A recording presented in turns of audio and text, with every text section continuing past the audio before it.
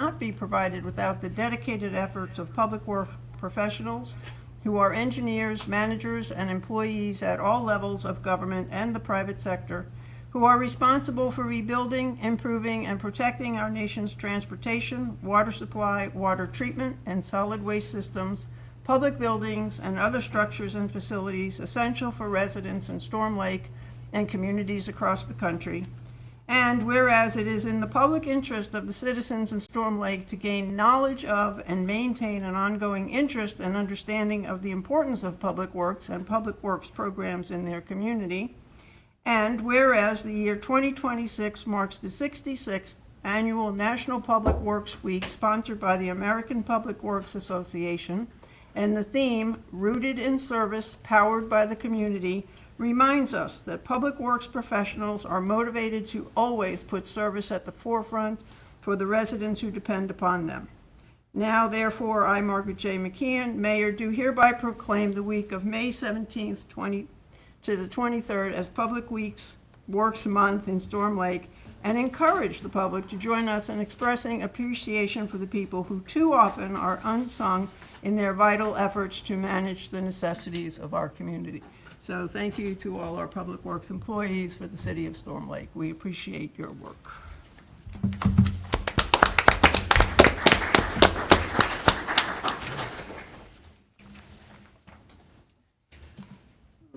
Okay. Council, are there any changes to the agenda? Okay, hearing none, then I will entertain a motion to approve the agenda as is. Moved by Councilperson Martinez. Is there a second? Second. Second by Councilperson Rickliffs.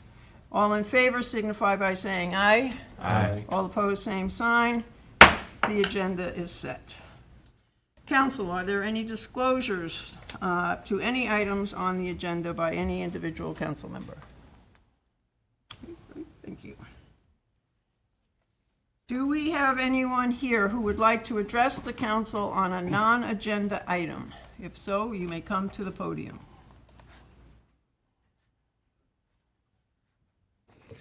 Thank you, Honorable Mayor and Council. Tyler Gibbons, Finance Director. I just want to take this opportunity to inform the public that the City Hall offices will be closed this Thursday and Friday, 5/21 and 5/22, for staff to complete a software conversion of our financial software. Staff, including the building department located in City Hall, are still available by appointment only. Some of the functionalities within our financial software may be limited during those appointments, but I just want to take the opportunity to inform the public. Thank you. Good luck with that software conversion. We all know they go so smoothly. Okay. Is there anyone else who would like to address the council on a non-agenda item? Is there anyone online? If so, *6 to unmute.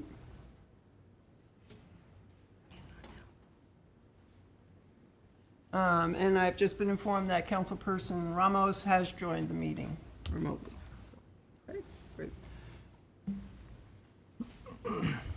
So hearing no one else from the public wanting to speak to us, I have one brief thing that I would like to say. So many of you know that providing education experience for our youth and young residents is important for the continued growth and success of the city of Storm Lake. Last week, I had the opportunity to speak to Storm Lake High School Citizenship in the Community class about municipal government. Today, the class had the opportunity to apply what they learned by holding 2 mock city council meetings here in council chambers. I want to thank the students for their interest and participation, as well as commend their teachers, Nate Sotobier and Osvaldo De Paz, for helping to arrange this experience for the students.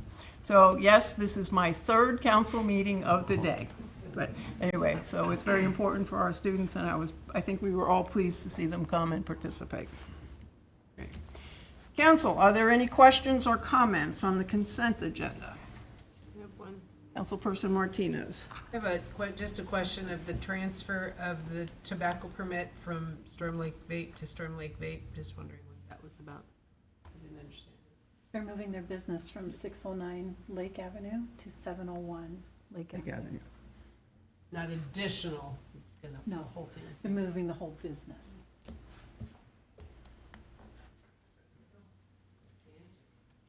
Any other questions on the consent agenda? Okay, hearing none, I will entertain a motion to approve the consent agenda. So moved. Moved by Councilperson Reiner. Is there a second? Second. Second by Councilperson Pearson. All in favor, say aye. Aye. All opposed, same sign. Consent agenda is passed.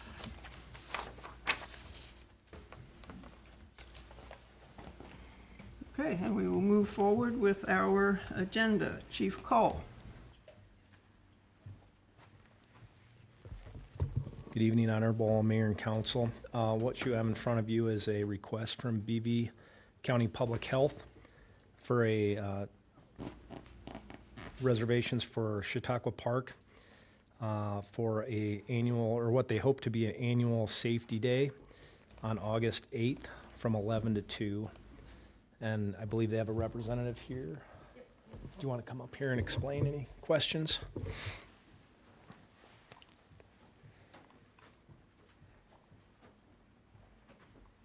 Hi, good evening. Hi. Could you just state your name and your title, please? Yep, my name is Lacey Anderson, Assistant Administrator at Buena Vista County Public Health. Thank you. Okay.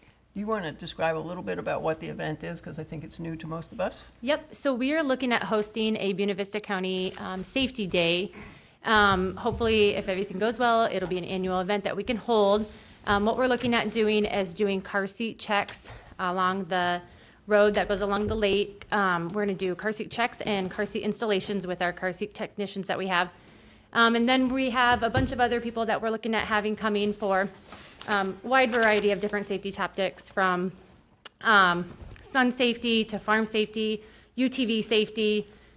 We have scooter safety, and then we have helmets available to hand out and donate. So. Great.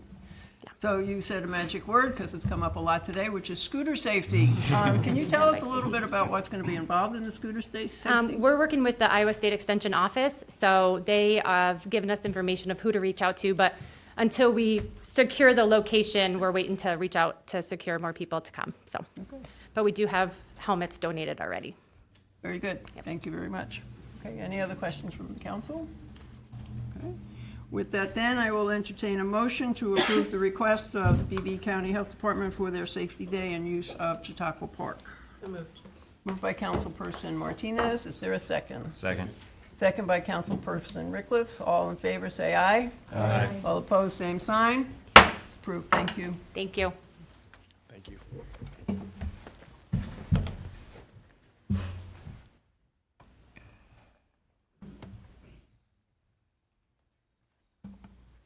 The Dutfield.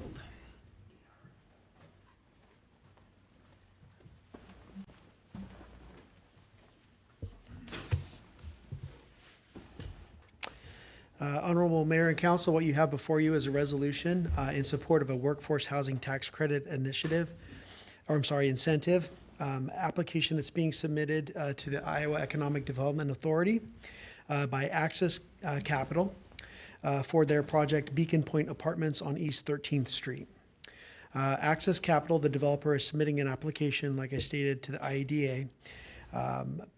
Their workforce housing tax credit incentive program for 48 units of a multi-residential housing project. The application does require a resolution of support from City Council, and also a city match, which can be in the form of, in this case, tax abatement, which we offer for multi-unit residential housing.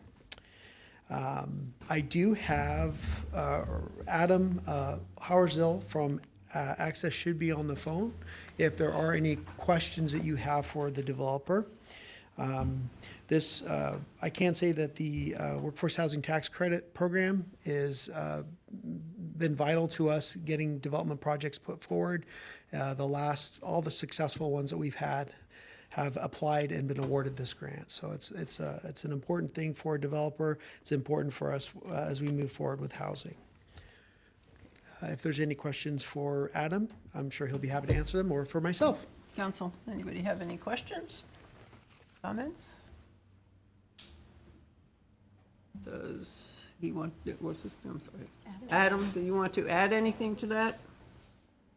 Yeah, can you guys hear me okay? Yes. All right. Yeah, good evening. I'd be happy to answer any questions like Lee said. Thank you for that introduction explanation. Maybe just a couple comments. We do already own and manage around 100 units in Storm Lake today. It's the Seneca Place Apartments and Paradise Park Apartments. We're based in Orange City, Iowa, and we have been around since 2019, so relatively established company now. We own and manage around 2,300 units across the state of Iowa, and really value Storm Lake as a great location for us to own and manage property, and are very excited about this project.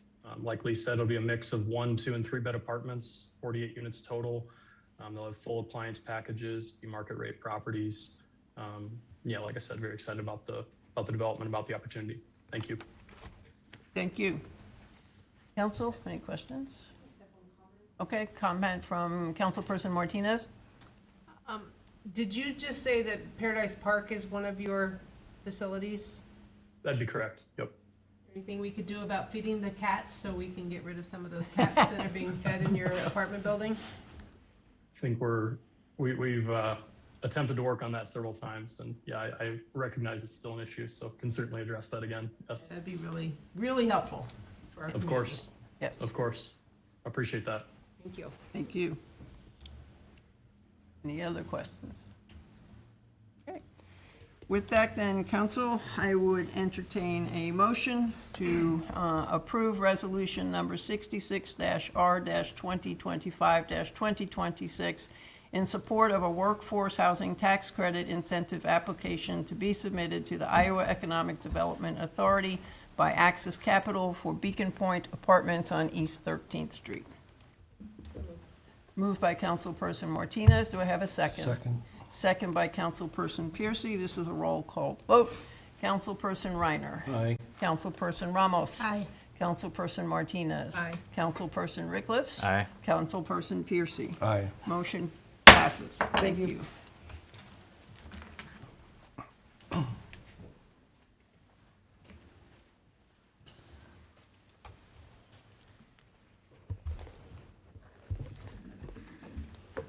Mr. Gibbons.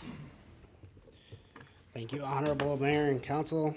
This item is a public hearing for the budget amendment for fiscal year 25-26. Anytime spending is projected to surpass the previous permitted budget as determined by the City Council, the city must amend the budget.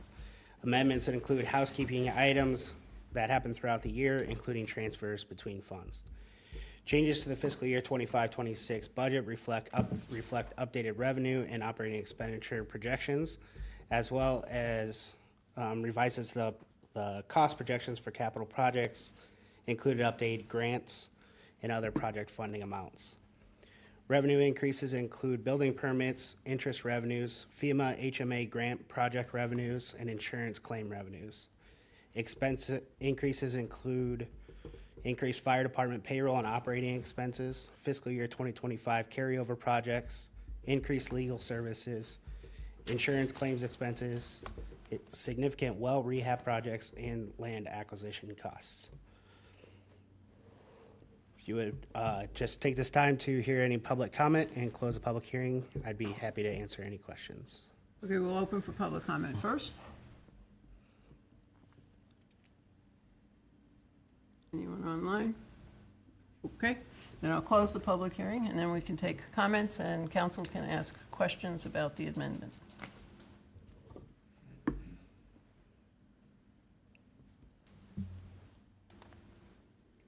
I will start us off by asking you to, what you mentioned that one of the amendments is the fire department payroll expense. Can you say a little bit more about that? Yep, so finance staff is simply process payroll and authorized by each department. This follows an approval process where both the employee and the department head approve each time card. On December 8th, I received the authorized volunteer payroll. I was informed the department head that the payroll had been verified twice. On January 15th, while preparing the budget, I requested additional detail to determine the starting point for the volunteer payroll. Upon receipt, I found several volunteers had been paid odd amounts. Their rates should range from flat rates from $15 to $25 to $60 to $120 per call, as outlined in the authorized budget by council. Excuse me. On January 30th, I contacted the department regarding the finding and requested the department management investigate. An internal investigation between myself and fire department staff yielded service calls had been miscalculated and overpaid by roughly $30,000 across the department. Beyond that, we would have to inquire with the department head. Okay. So is Chief Sinner here? Can you come up, please?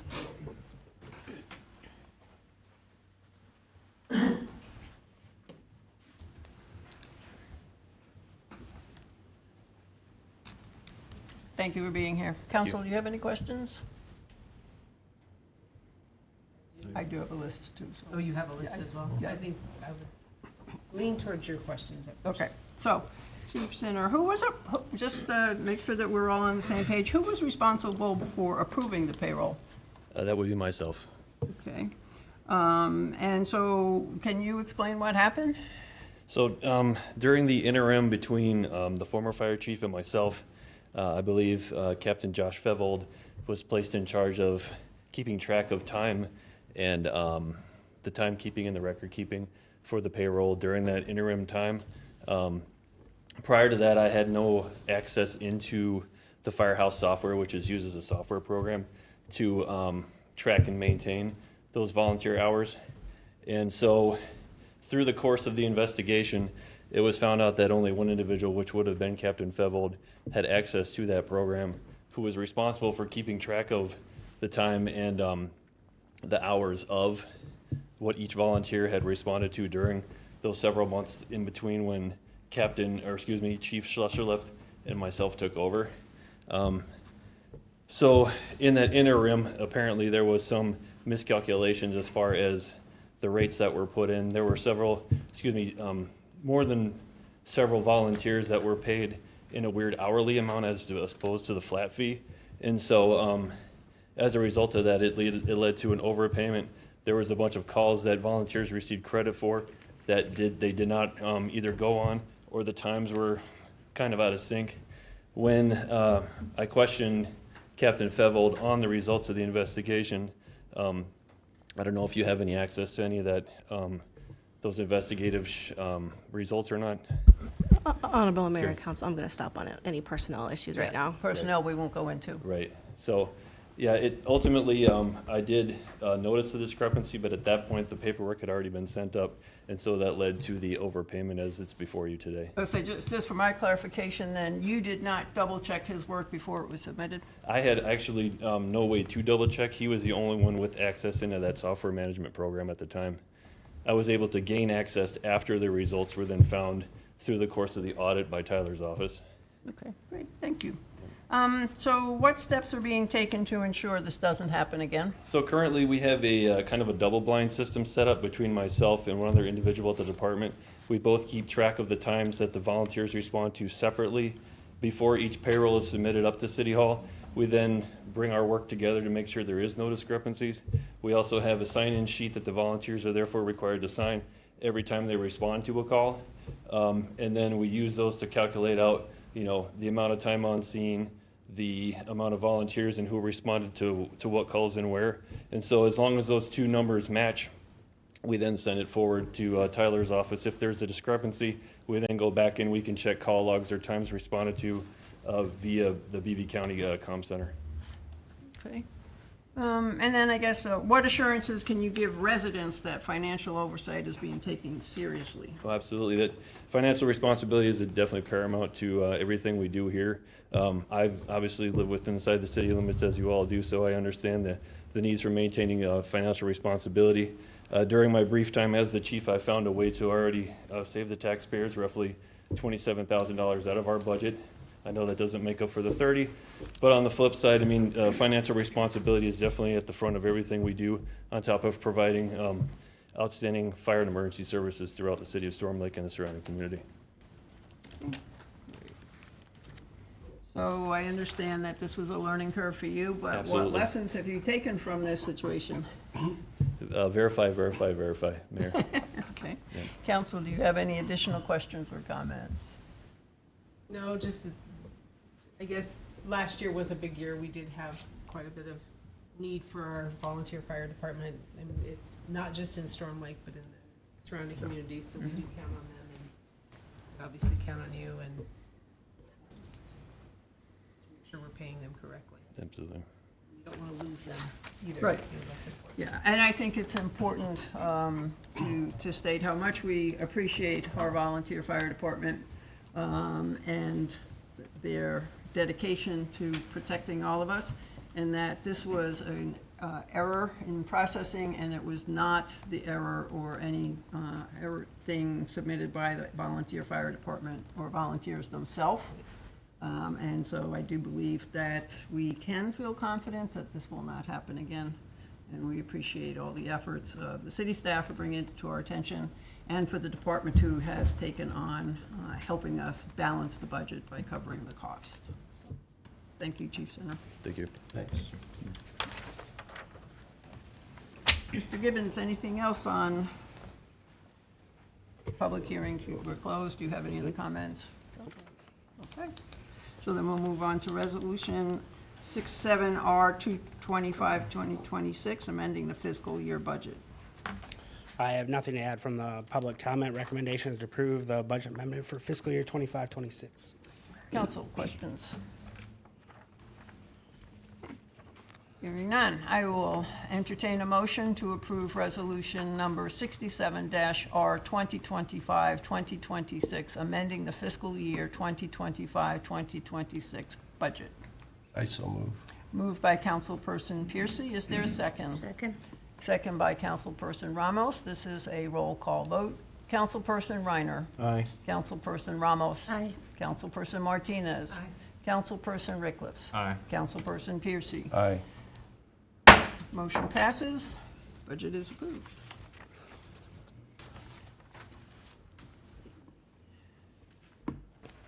Mr. Gibbons, again, Resolution 68-R 2025-2026, authorizing interfund transfers and adjustments. Thank you again.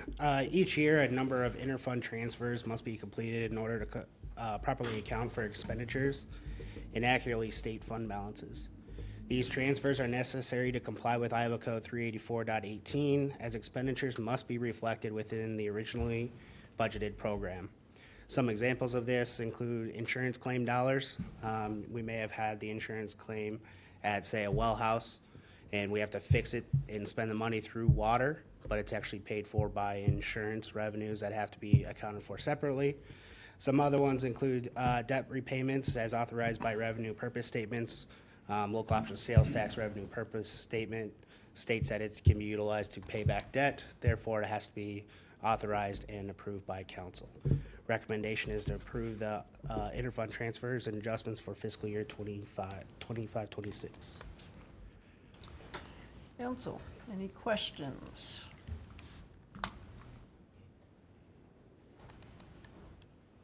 Okay, hearing none, I will entertain a motion to approve resolution number 68-R 2025-2026, authorizing interfund transfers and adjustments. So moved. Moved by Councilperson Reiner, second. Second. Second by Councilperson Pearson. This is a roll call vote. Councilperson Ramos. Aye. Councilperson Martinez. Aye. Councilperson Rickliffs. Aye. Councilperson Pearson. Aye. Councilperson Reiner. Aye. Resolution passes. You're still here. Mr. Gibbons. I am. This is an ordinance amending the City Code Title III, Chapter 3, Section 4 for the purpose of changing sewer rates. This is a second reading. As discussed during the budget meetings included in the approved budget, the city is making rate changes and adding a new capital improvement fee beginning July of 2026. These steps are meant to help prevent large increases in the future, especially as a result from state mandated wastewater reduction rulings. The sewer fund pays for wastewater treatment plant and lift stations across the community and is supported by utility rates, not taxes. A new rate plan includes sewer improvement fee, like discussed during the water ad hoc discussions. This fee helps spread the cost over time, avoiding big rate jumps in later years, keeps up with maintenance and repairs, and provides a local match to any future grant opportunities. The new fee will also help reduce the need to borrow funds later on and continue as a pay-as-you-go for projects. The 3-year proposed sewer rates will set the current base rate to $31.56 per month and a user service charge of $6.07 per 1,000 gallons metered.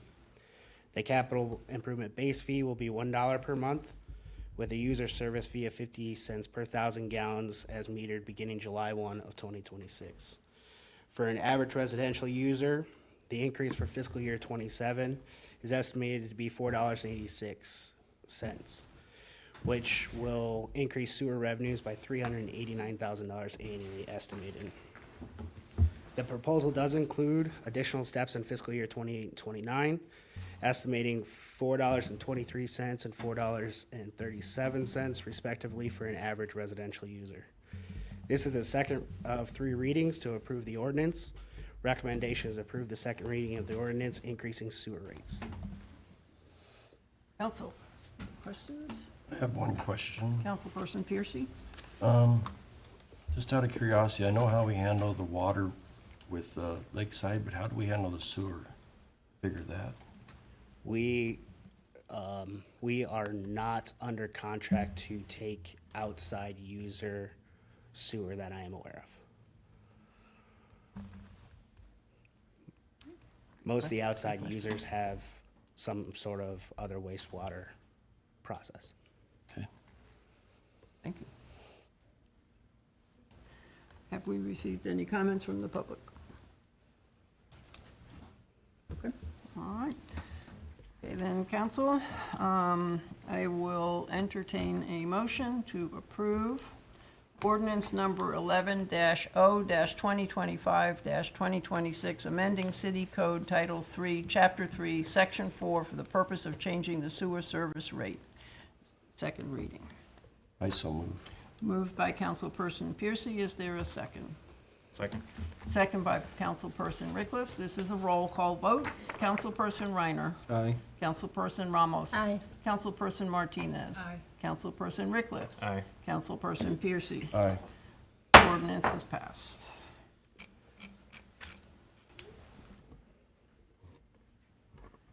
I'm still here. You're still Yep. here. Okay. The next item is an ordinance amending the City Code Title 3, Chapter 3, Section 5 for the purpose of changing water service rates. And again, this is the second reading. The city looked at how to pay for future water system upgrades like improving the water treatment plant, wells, and water towers.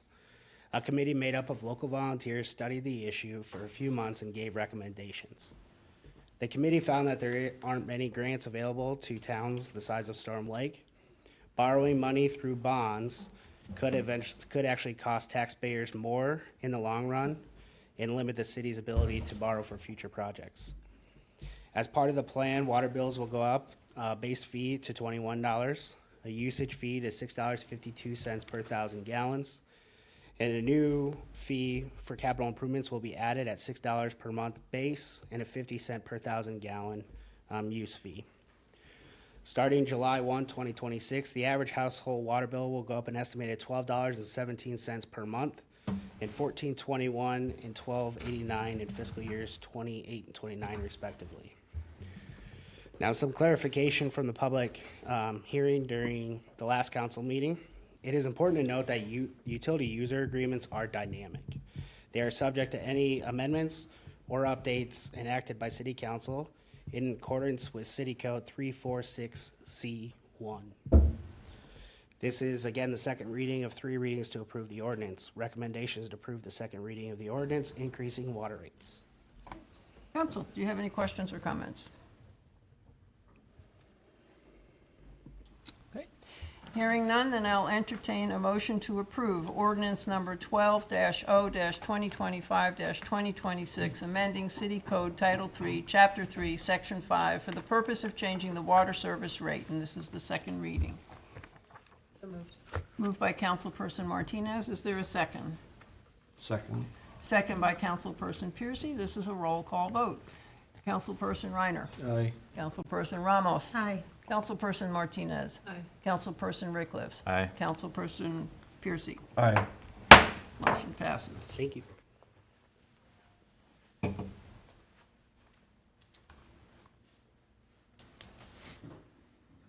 Okay, so the next is a motion to approve agreement for maintenance and repair of primary roads in municipalities. Ms. Navratil. Thank you, Honorable Mayor and Council. I like to call this more of a housekeeping item. So every 5 years, we have to have an agreement with Iowa Department of Transportation because we have state highways that go through our community. So the agreement just says what we do and what they do. This agreement will begin July 1st, 2026, and will go through June 30th, 2031.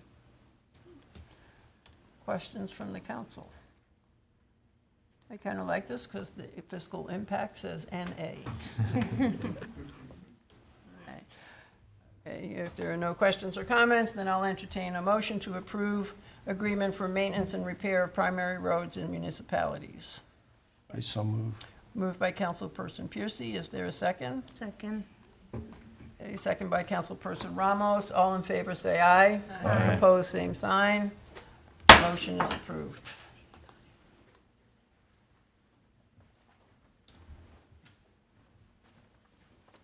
You want to introduce this again? Speak. We can speak. Okay, so the next item is regarding the purchase of land by St. Mary's, and we have representatives from St. Mary's here to speak. If you would state your name Yes. and your address, that we'd appreciate that. Yeah, my name is Patrick Schnell. I'm an architect with FEH Design. We also have a representative from the school too, Dan Gaffney, if you have any questions for the school specifically. Okay, very good. Council and Mayor, the request before you has to do with a project that the school is working. They are as part of a larger vision for expanding the education of the St. Mary's Catholic School. We are taking the first step, and it's renovating their existing gymnasium lobby. Part of that project requires the work to get the front entry accessible, as well as make it safe for egress of people from the existing building.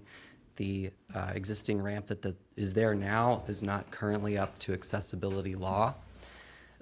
And the existing building was built before a lot of the existing ordinances were enacted, from what we can tell. So there's not enough space to adequately put those stairs and ramps that are needed for those elements without this request before you to be able to have those stairs and have those features.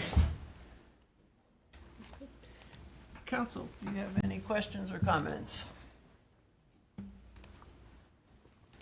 So you are asking us to sell how much? It is a 5-foot strip. 5 foot. Yeah, it's not And much. how does That's all that we need. affect the flow of things for the rest of the block? So there's still plenty of space for the sidewalk. But it's a cutout, It- correct? It'll have to. It's curve out. it's the full length of the south side of this block. Honorable Mayor and Council, it's about 300 feet, I believe, 5 feet by 300. And the impact, so even though it's straight, does it interfere in any way with the flow of the rest of the block or impact any of our services? Honorable Mayor and Council, I believe there might be no, I don't believe there's any, there might be a sewer line that we would have to have an easement with. There is a survey of at least a portion of this, and in that survey, there are no, I don't believe there's anything in that In that strip particular- we're discussing. So then Councilperson Piercy. there'll be just, when you come up to the steps are gonna kind of jut out, because when I looked at your drawing, basically the sidewalk that's there is kind of like the 5-foot mark is kind of the middle of that sidewalk. Yes, So your steps will be coming out right to almost the edge of that, correct? So you just have a little jog in the sidewalk around there? yes. If you looked at where the property line is now, the stairs are beyond, so the request is so that it would be, the stairs would be on the school's property, yes. Can I ask for a clarification as well? Sure. As far as the process, it was my understanding from the city that this is requires 3 readings. And I didn't know if it was an option for the school to request that to be waived, just because of the timeliness of our This is construction not an project. ordinance or a. Oh, sorry, I apologize for the. No, Honorable Mayor and Council, there's public hearing requirements that we have to fulfill. And so what this is tonight is if council wishes to move forward with the sale, then they would direct the city manager to work with the appropriate people as well as our attorney to start getting that public hearing and then all the documents ready for sale. So the public hearing doesn't come until the council makes a decision tonight on whether or Okay. not we're willing to sell. Yeah, and Honorable Mayor and Council, I'm not certain how fast we would be able to move everything through. Any other questions from the council? Yeah, I guess the word jog is I walk a lot, and I walk a lot in that area, and when it's dark, it's very dark, and to the idea that those steps are gonna be out in where people have been walking for, I know St. Mary's has been there 100 years, so people have been walking around there for 100 years, so I don't know how well that will go over. I think it's gonna be important to make sure the community is on board with this, not just us. Would you have additional lighting out there to make sure it's bright enough? Because I There's- think your drawing shows it kind of squared off where the steps, is that a railing or is that actually like a little brick jut out? There's a proposed concrete stair that comes out roughly. There is some lighting shown on the exterior face of the new addition, or the portion that's coming out. So there will be some lighting there. Will there be a railing though at like both ends of the stairs? Yes, there'll be railings. So that 5 feet seems like an interesting little number. Would you be willing to buy the whole block? I'm not sure I understand. As opposed to 5 feet and blocking up, and just chopping up the block, would you buy the whole block if the city was going to give you the full? I think that is what, 5 foot The whole- It is It's the whole three. It'd be all the way along the side. yeah, Yeah, along the sidewalk there. I think it is. So correct. are you talking the parking too? Yeah, so. Okay. Council, any other questions? Okay, with that then, I will entertain a motion to approve St. Mary's land purchase request, which in turn would then possibly set up a public hearing. So move. Moved by Councilperson Ramos. Is there a second? Second. Second by Councilperson Reiner. All in favor, say aye. Aye. All opposed, say nay. Hey. One nay by Councilperson Rickliff. Motion passes.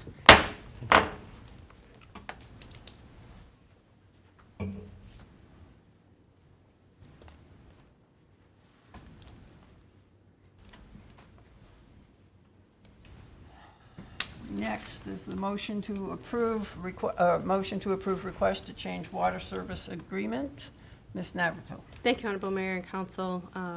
We have an agreement with Iowa Lakes Regional Water that anytime anybody who wants to hook onto regional water and it's within a 2-mile radius of the city has to approve that hookup with Iowa Lakes Regional Water. So I sent an agreement to Northwest Concrete, who wanted to be served for water at 6134 Highway 71.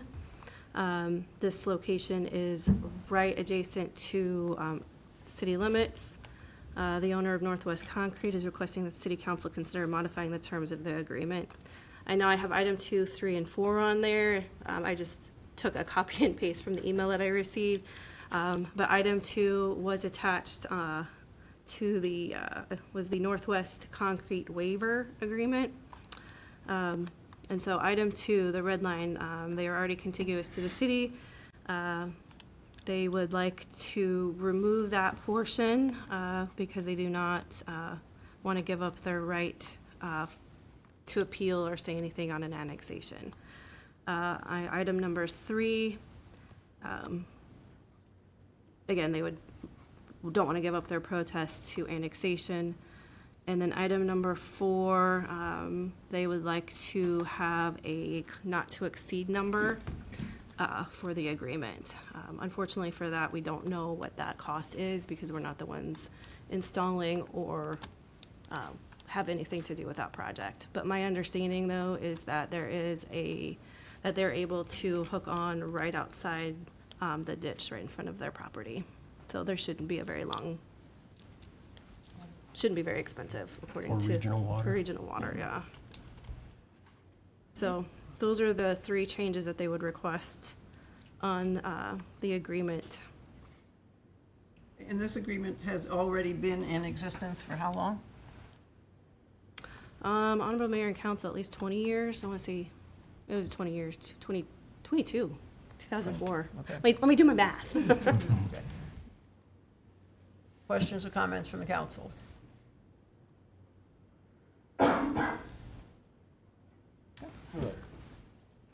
Councilperson Reiner. What?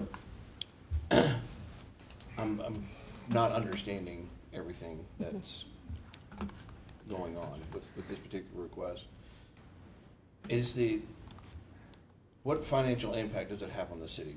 What's the bottom line for us? If we approve the change to the agreement versus not? Do we have an idea as to what that might be? Honorable Mayor and Council, the financial piece would be as if we were ever to bring water up to that location and there still was, let's say, a balance that they owed regional water. The agreement we have with regional water says that the city pays that and not the property owner who has the service. And so this agreement just says we won't take that burden, it's the property owner that would take that burden. Okay. If that happens. I've been here, 10 years, and we haven't exercised that right. And that was explained to the property owner as well. I also gave him a second option that we do have a water service. It's about 2,100 feet away. They can certainly put a private service line from that property to hook onto city water. I mean, that was an option that they could look at as well.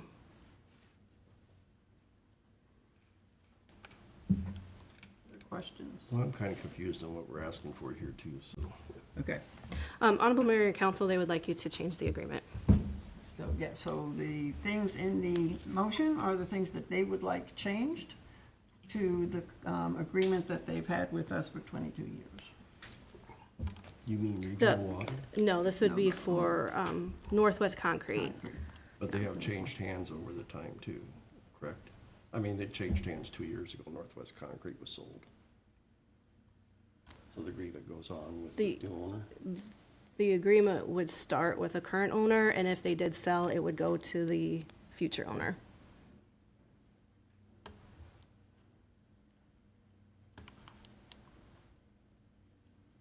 So council, it looks like you're, what we're looking at is continuing with the agreement or approving the items that are outlined in the motion to make changes to the agreement that, as I said, has been in effect. I don't want to change the agreement right now. Any other comments? Okay, with that then, I'll entertain a motion to approve the request to change this water service agreement.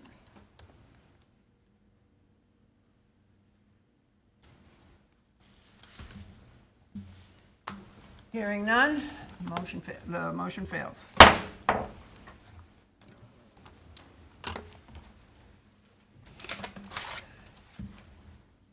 Okay, council, we are about to move into probably what will be the biggest decision of council's career and impact on the city for many years to come. So with that, I will give us all a 5-minute break to shift over so that you can prepare for the presentations of the 2 engineering firms who have submitted proposals for the water treatment plant. I will give us a 5-minute break, and then we will give them time to get their presentations ready, and we will move forward. So for our 2 presenters, ISG and Bolton and Mink. The process will be, there's a list of prepared questions. I will be asking the questions. Council will ask follow-up questions. Council will then make their notes and make their recommendations at a future date as to who the contract goes to. Ms. Navratil, who submitted their information first? That would be Honorable Mayor and Council Bolton and Mink. Okay, Bolton and Mink, you will be up first, and ISG will be second. So 5-minute stretch. Do I request a heater bump up? 'Cause it's heat, freezing yes. back here.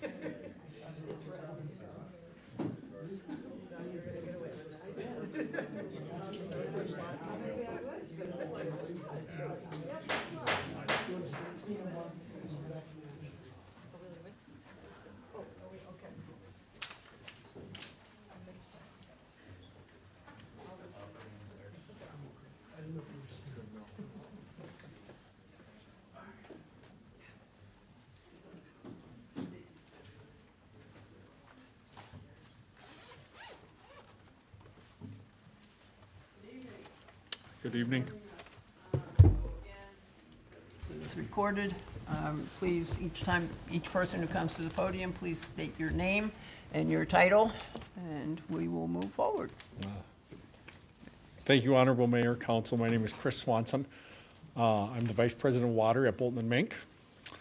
And over the last number of weeks, I've been working alongside Katie Stirk, our water treatment technical project manager, and our project manager, Josh Pope, who I know everybody here on council knows, talking about a lot of interesting engineering things, about experience, how to make an impact on a water treatment plant that in the end really comes down to how do we build a treatment plant that lasts generations for Storm Lake. A lot less probably about engineering and more about the benefits that our team can provide the city as a long-term partner. Next slide, please. In going through those thoughts and the experience that we have at Bolton and Mink with our team, it really came down to three significant impacts and benefits that we believe our team will have for the community. First being peace of mind. I just heard water rates be read here, and the costs are going up for residents and businesses and the impact that has. And we know that's of primary concern to each one of you, to your residents, to city staff, of what that looks like, and controlling those costs, coming up with good solutions and reasonable rates for all members of the community. Confident operations, making sure that the operations, the city staff can run this treatment plant well, that it works well for them and the city long-term, and in the end provide worry-free water for generations to the community, so that Storm Lake continues to thrive in what they're doing, both residents and businesses, that people want to live here, and the impact that water makes. As we sat here and thought about the benefits to the city and what our team will provide the community, we had to take one step back really and look at, we didn't have a lot of engineering stuff in here. So we had to add a third slide to my talk and opening up, being the next slide, talk a little bit about Bolton and Mink and our experience. We have over 75 staff that are in treatment alone. We built over 200 treatment facilities, including over a dozen lime softening facilities, over 25 membrane facilities. That might not mean a lot to you guys, but these are the technologies that we'd be considering and looking at and pulling in, and maybe combination of these as we go through this. In the end, it's about taking that experience, that expertise, and developing a reliable water system for Storm Lake. Peace of mind through costs, confident operations, and that worry-free water, so that when everybody takes a drink of water, opens their tap, they can be confident in what's being delivered. To touch on these benefits, as I mentioned, I've got Katie Stirk along with me and Josh Pope, and they're going to speak a little bit more to some of the specifics of these items.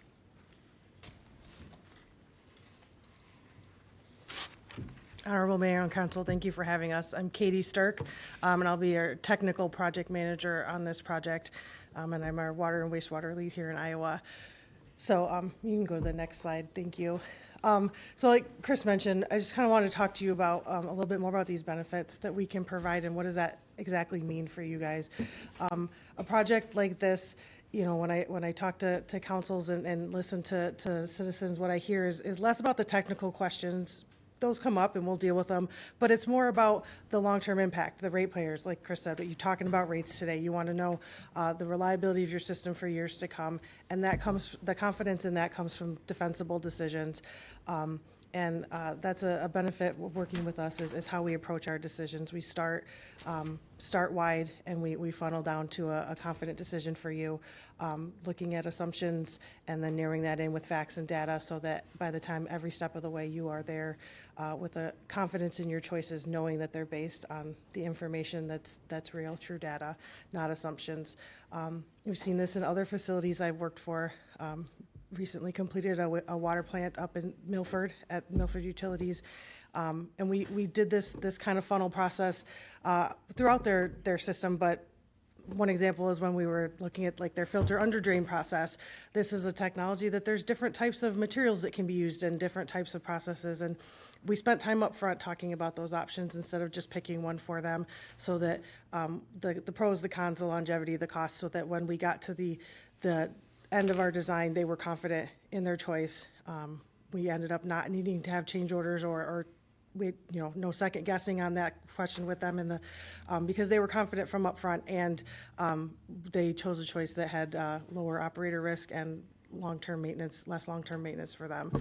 So being able to go through that step by step will provide you with more confidence and be able to work with you on that. Not just through construction, but 10, 20, 30 years down the road. You're looking for a long-term system here, not just the next 5 years. Sorry, next slide. Because like Chris said, this is a significant investment. And like your mayor said, this is one of the biggest decisions that you're going to make, for your tenure on the council potentially.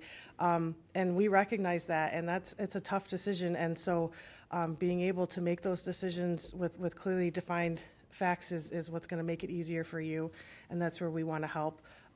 One benefit of working with us is our proven funding expertise and strategies. We have a funding team internally, and we've got established relationships with your funding team, with Piper Sandler, with Simmering Corey. We've worked with them on projects here in Storm Lake and in other places in Iowa. And building those relationships is really valuable, and having them to start with in order to make sure that we're able to align on funding options, on rate modeling, on what that means to come, delivery models, so that you can feel confident in the long term. We've talked with other communities that felt like they couldn't pay for this, and I know you guys are feeling like, can we really afford this? And by working with the whole finance and funding team, along with Tyler, who's your finance guru, and he's got most of it under control, I know, but you're able to really come up with a model that works for the community. And I know you guys are already most of the way there with your rates, but making sure you tie the knot on that funding is really a huge peace of mind for you. Go to the next slide. So and one of the things that I really respect about you guys as a council is that you make hard decisions in public, right? You have to make those decisions in front of everybody.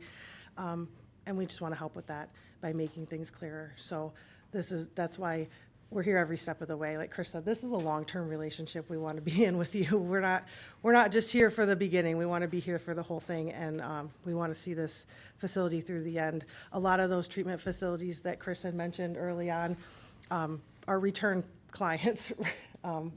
We've done rehabs for them again, or we continue to work with them over the years because we enjoy working with them, and it's a long-term relationship. But that starts with understanding the decisions and making sure that you know what you're getting into. So, the process starts with preliminary design, alternatives, evaluating costs. Then we get into that CMAR process that I know you guys have talked about a little bit, where you start working more hand in hand with the engineer and the construction manager at risk, and be able to refine those costs and those alternatives so that by the time you get down to that final choice, you know exactly where you're going and you're confident in that decision. We've seen that. If I may, that CMAR process is really beneficial. I just sat with the city of Albert Lee a couple weeks ago, looking for a $25 to $30 million cost. The construction manager came in at about a 60% design of over $40 million, and it was not panic like it would be on bid day if you opened a project that was over $10 million high. We simply looked at what the options were. We worked through some ideas there, and we went back to come up with some new pricing and working through lowering that cost to meet the city's budget, which was really a positive process in my mind of just bringing on a construction manager who's familiar with those costs, who's taking those construction items in, and they're able to explain to city staff, to operations, like, okay, that is really nice, but it actually costs a lot more than you might think. On the flip side, they also come up with some ideas like, well, we could do this as an alternative, and it's much less expensive. And so it's been a very positive process for me on numerous projects working through that CMAR and not waiting till bid day, as we all hope that costs are where they need to be. So we've spent a lot of energy over the last couple of years working in that CMAR process with different construction managers. And seen the success that has come from that. So I know that isn't the final decision by you guys, but I'd certainly encourage that on a project of this size. That's a very positive delivery model. It's collaborative and minimizes surprises that way. So. For sure, yep, absolutely. And yeah, much we can minimize surprises, the best, right? Nobody likes surprises more than utility operator. Right, Ron? You can go to the next slide. So, I mean, that's the other piece of this design, right? Operator first design. Because your operators, they're in this facility every day. They're the ones that have to run it. And it needs to make sense. It needs to be practical for them. So that's how we work through this design. We talk to the operators early on. We keep them involved in the conversation. We have operators on staff that go through our plans with us and help make sure that, guys, this isn't going to work. Like, I've been through a water plant, you know. So we work together collaboratively to make sure that if there's an issue, the operators can walk in the middle of the night, resolve the issue, recognize it safely without a concern. That defines how we determine workflows, equipment selection, layouts, all of that. You know, those early conversations really play a key role in making sure that these facilities run reliably, the operators are able to operate safely, and maintenance and replacement costs are able to stay down because it's a comfortable operating site. And operator comfort, simplicity it's not really about comfort, right? It's about long-term risk reduction and long-term cost and maintenance and replacement cost reduction. If we can make it easy to operate and maintain, it's gonna save money down the road. So, next slide. So, this is just a little bit of a picture for you. Too many words, right? You get a little bit lost, so wake you back up. Just a little potential picture of your site. This isn't really about the exact location of the buildings or these processes. This is just about an image of the benefit that the site you guys have picked could provide to the city of Storm Lake. This is a water campus that you guys are envisioning, right? This isn't just a water plant, but it's a place where the clean water is going to flow from your system and out into the rest of your community. We've designed hundreds of unique plants, and we recognize that your needs are also very unique. And we can put our experience working with those designs, with the CMARs that we've worked with, to value add for you to make a campus that fits in with your community, with the schools nearby, that looks like it blends in with Storm Lake. But manages the access that you need, the need for future expansion, controls how the chemicals that move around the facility, handles solids, make sure you have redundancy of equipment so that when a piece of equipment needs maintenance, you're still able to move solids or water around or whatever the piece might be. And those are all key factors in laying out a site like this. Once you have, defensible cost decisions, operator first design, and a thoughtful site layout, that's where you end up with worry-free water and a reliable facility for generations. So you've already purchased the site, you've already set your rates, so you are 2 steps into the game, and we really appreciate that. I'm going to let Josh now take the rest of the way about how we can help deliver it for you. Good evening, Honorable Mayor and Council.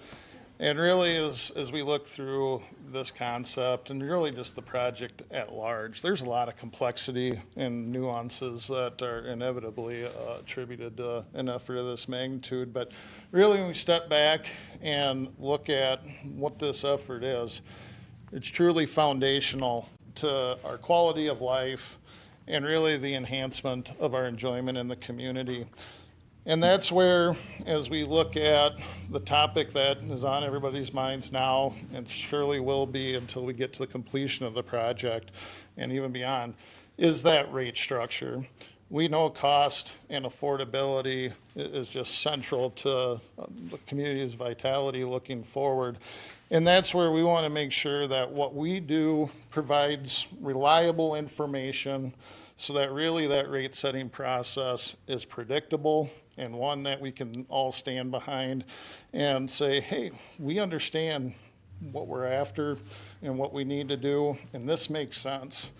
And as Katie had mentioned, when we look at the confidence piece on the operations, yes, it's making sure that we have that water, but I look at, on a daily basis, the water quality might change as we bring in existing and new wells into the system. The plant needs to be able to adapt and respond to that.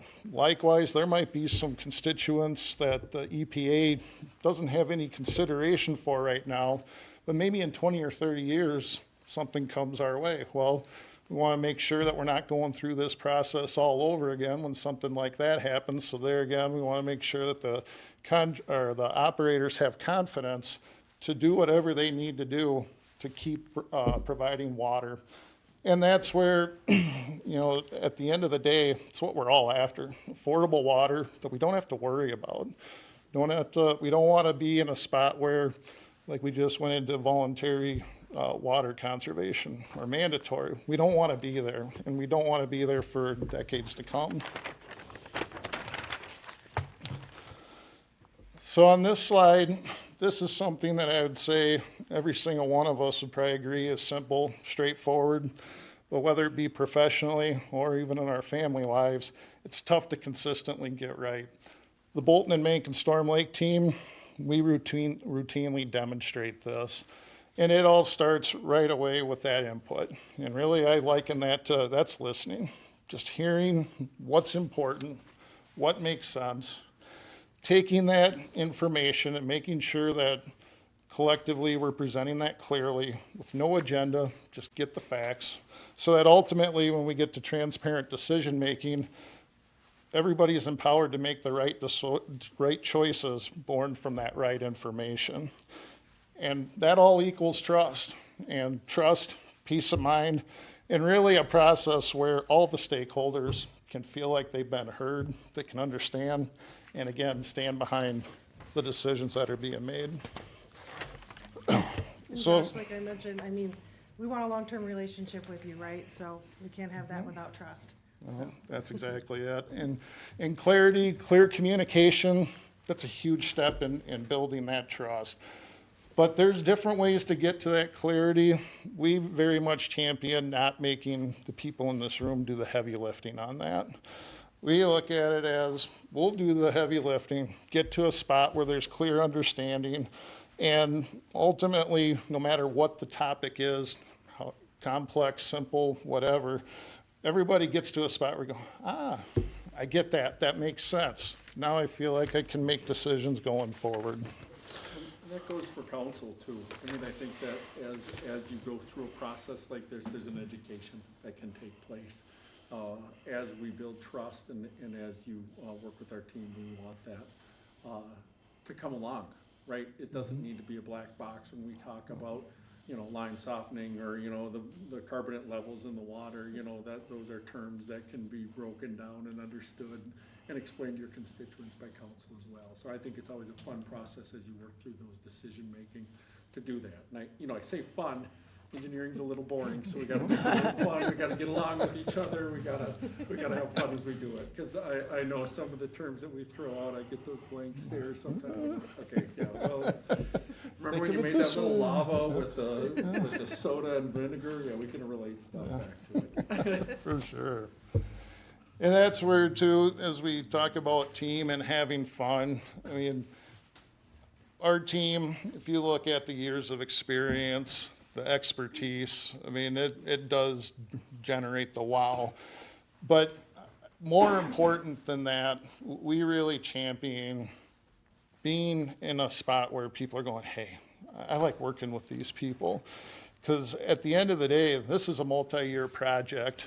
And I've talked with other clients that have been in a spot where, yeah, we're working with really knowledgeable people, but I don't want to deal with those guys, and I always remember back to a phrase that my college football coach routinely used, and it was, the better the player, the better the guy. Well, at Bolton and Mank, we champion the better the professional, the better the person. Why? Because these are long projects, and we want people to not have that feeling of dread going into discussions. And as we look at the Bolton and Mank Storm Lake team, historically, we've demonstrated just that. I can't count the number of times where we'll all get together, city staff and Bolton and Mank staff, and as we get down to business, solving what we need to solve, There's routinely a lot of laughter and just a lot of joy that's brought to the process, simply because we all have a common vision of making Storm Lake a better place, and we really enjoy working with people. So it's been said before, but really, when it all comes down to it, we want to very much champion a project that brings everybody in this room peace of mind, confidence, and that worry-free water. This is a generational project, and it's something that I hope for everybody in this room, when we all collectively look back, years down the road and say, man, that was a transformational project, and yeah, it had its complexities, but we put Storm Lake in a great spot, and we had fun doing it, and just really, really proud of the efforts that was collectively placed. That's ultimately what we're striving for, and we so greatly appreciate the opportunity to work with you all, and we'll happily answer any questions you all have of us. Oh, we have many. Sure. Fire away, Mayor. Okay, so as I explained earlier, I will read the question. You can respond. If council has a follow-up question, they may ask that question. And I was just looking through this. So please explain your partner firms. How many projects have you completed as a joint team with some of your partner firms? A lot. So our partner firms are, electrical, mechanical, structural are the primary ones that are of interest to the community. We've been working with KFI Bar and LS Engineers for over 20 years. The treatment plant list that, I said we've completed over 200 over that time, those are with those firms.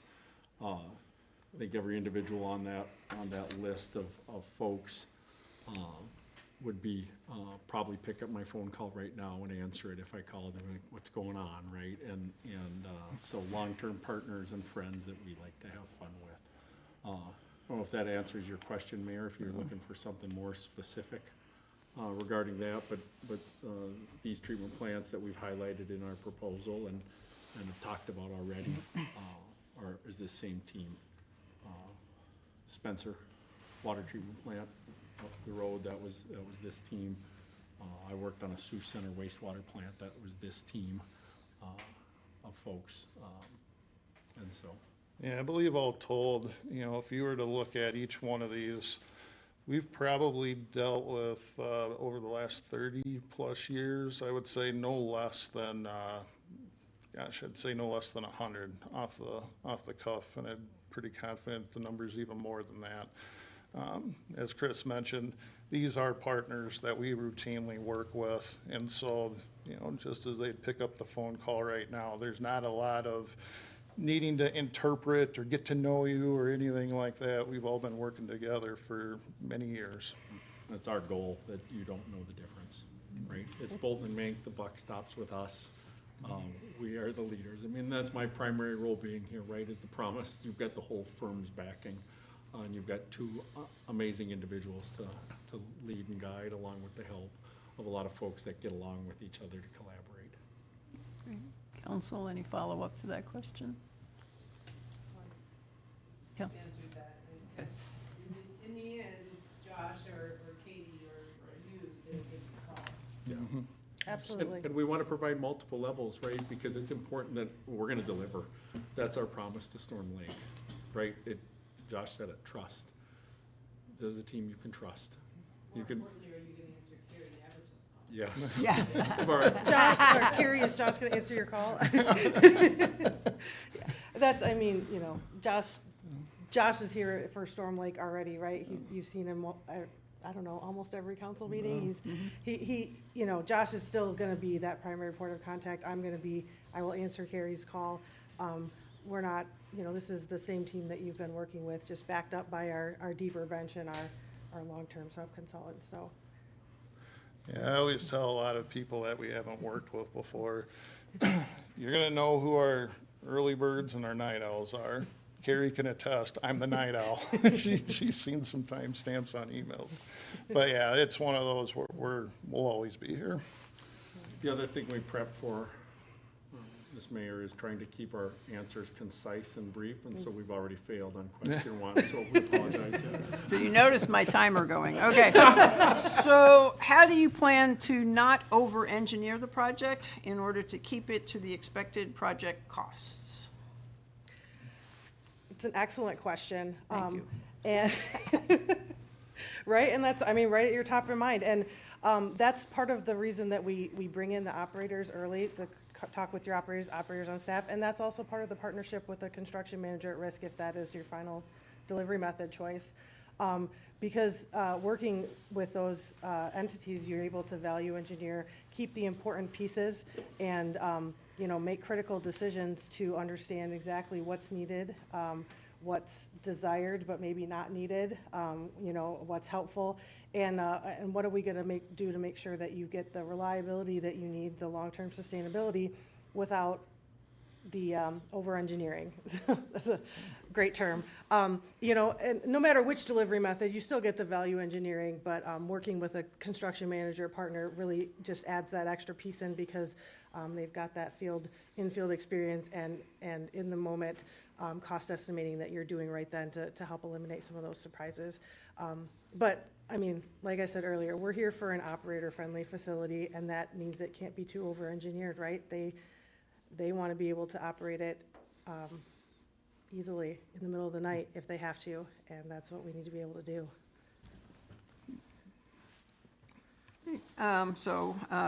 We'll go right into one of our other issues, which is what experience do you have with the CMAR projects? I know you just mentioned one. Can you talk a little bit about, have you had other than the one that you mentioned, and how that worked for you? Sure. Well, as you know, the process for public bidding in Iowa is relatively new. We are currently working with the city of Emmitsburg on a CMAR process for their water plant project. That's at about the 95% stage. They've partnered with a construction manager and are working on getting their trade packages ready to bid. So that has been going pretty well. It was Emmitsburg is also doing wastewater improvement, so this, for them, the cost was a big component. They were very concerned about the cost paying for two large improvements at once and how that was going to impact their residents. And so the CMAR process has helped with their peace of mind to be able to be there with the cost decisions earlier on in the process and avoid some of those surprises. We've worked with the Great Lakes Sanitary District on their force main and lift station projects around the lakes, and that's more of Josh's. Yeah, so for that particular project is actually interesting because we started out with, this is design, bid, build all the way.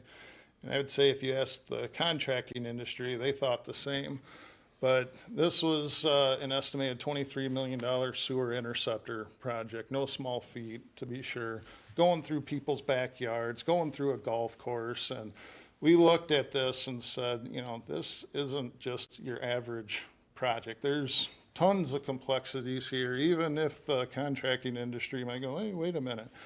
And so we looked at how the sequencing and phasing was so vital to that if we didn't get a partner contractor in from day one, it was going to be difficult to pull that off and us guess what a contractor is likely to do in those situations. And so cost and schedule and that complexity were the three chief reasons where I talked with their trustees and their management and said, we should really consider CMAR. I know it's kind of out there, but it makes a lot of sense here. And as a result of that process, we're actually in a fantastic position. We've got a contractor that came in and proposed some cost changes. Those savings allowed us to do some other wish list types of things with that project. And so as a result, we've got a project that's actually ahead of schedule right now. Still very much on budget with all the expectations there. And then because we got a great contractor through that solicitation process, relations with public communications and all that with the residents has been outstanding as well. So a lot of great things that can occur with CMAR. Those are really the two in Iowa, being at Newell, a little over a year. We've we've also got 8 CMAR projects going in Minnesota that have been going for a number of years, including almost completed in design up in northern Minnesota. In addition to that, it's called a collaborative delivery process, right? So we get to collaborate with construction managers and contractors, and we've been doing design build for over 30 years. Progressive design build, we've got a number of those projects, and we have 2 individuals at Bolton and Mink that specialize in our alternative or collaborative delivery methods, and so we're able to interact with them and have them help with agreements and some of the nuances that come with that, including the DBIA, Design Build Institute of America certification that we routinely speak with and ensure that the communities get that added level of expertise. Great, thank you. Council, follow up to that? ISG performed the preliminary engineering report for this. So how do you envision the technical data from that phase to be transferred to Bolton and Mink to avoid duplicating work, should you get this? Yeah, we don't charge for transition services. So getting up to speed, much like this process, like we wanted to prep for what we're doing. We don't charge for that. I think it would be wise to take a look at that, and we would anticipate amending that to finalize some of the scoping items before we move into preliminary design on that process. That allows the new team of Bolton and Mink, the city of Storm Lake, to make sure they're on the same page and move forward with services that the city can be confident in of what we're working on. And not have that duplication of services as you've talked about. I think the other part in all that too is, not only, we don't charge for that, but we've been pretty much every step of the way with city staff on this effort, not intimately in the details, of course, but in my role as city infrastructure engineer, certainly aware of what's been going on. And a lot of the stuff that we're doing, or did, I should say, with like the FEMA BRIC grant application, there's a tremendous overlap there. So not only will Bolton and Mink not charge for transition, but because we've been up with the process to date, by and large, the transition cost for staff, I would say, would be pretty low too, just because we're already fairly knowledgeable with the work that's been done to date. Don't write down pretty low. We just aren't going to charge for transition services. Wasn't sure. Councilmember Martinez was right there with Josh. No, I wrote no charge right away. Zero. I'll make it more clear. Zero. We listened to Not those a- words. It's important, right? We're not, you guys don't need to repay for that. We know what we're doing in these things. We can get up to speed, meet, and make sure that we're on the same page with everybody, and then get moving on with new things for the city. Okay, great, thank you. Can you provide a list of like-sized softening plants that you designed? You don't have to list them all now, but can you provide us a list of like-sized plants that you have done? Morris, Minnesota is on that picture. Okay. That looks like yours. Okay. That was made with 2 softening basins for redundancy. At about that same time, Pipestone, Minnesota was being done.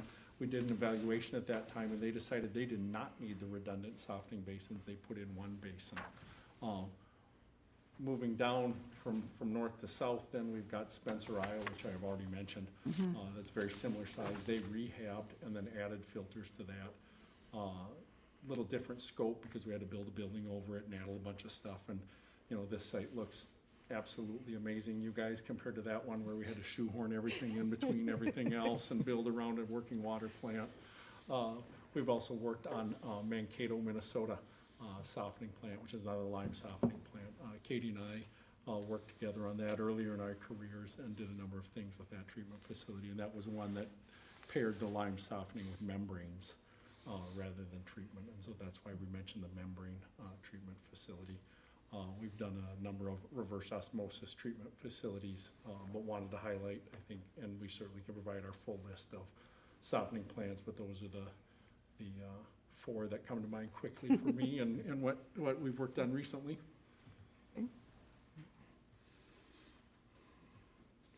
Councilperson Pearson. Is the membrane system more efficient, or is it cheaper shorter run than just the system we have now? Not necessarily, no. It can be a footprint thing. It can be a contaminant evaluation. Gravity filters work really well. Milford's putting in gravity filters right now without the lime addition. So I think there's a sound process. There would just be, if there was additional concerns or operator items, you could look at balance between the footprint of membranes because they're smaller and you need less building versus the gravity filters. What about if we start having to pull more off the Jordan Aquifer or something? How's that gonna affect the plant? 'Cause the water there will be a lot harder than what we're dealing with now. And that's about balancing the softening. Typically, the order is the lime softening, and then the filters, which would be the membranes or the media filters, which is you currently have. So a lot of that comes out in the clarifiers up front, balancing the softening. But that is a consideration that we look at is the water quality and your potential wells, which we know that what you're looking at, and balancing that as part of the design. So. It's chemical feed. So like in Spencer's case, they had lime addition, we added soda ash as well, so here's where we can get into the education portion of this. Soda ash, think of baking soda. It's very similar, but we can only remove the hardness associated with carbonate related hardness. And so if you don't have enough carbonate in your water, we have to add it. And so we have to add that baking soda. And so it's about chemical addition and setting it up. So that was something that Spencer added. They wanted additional softening.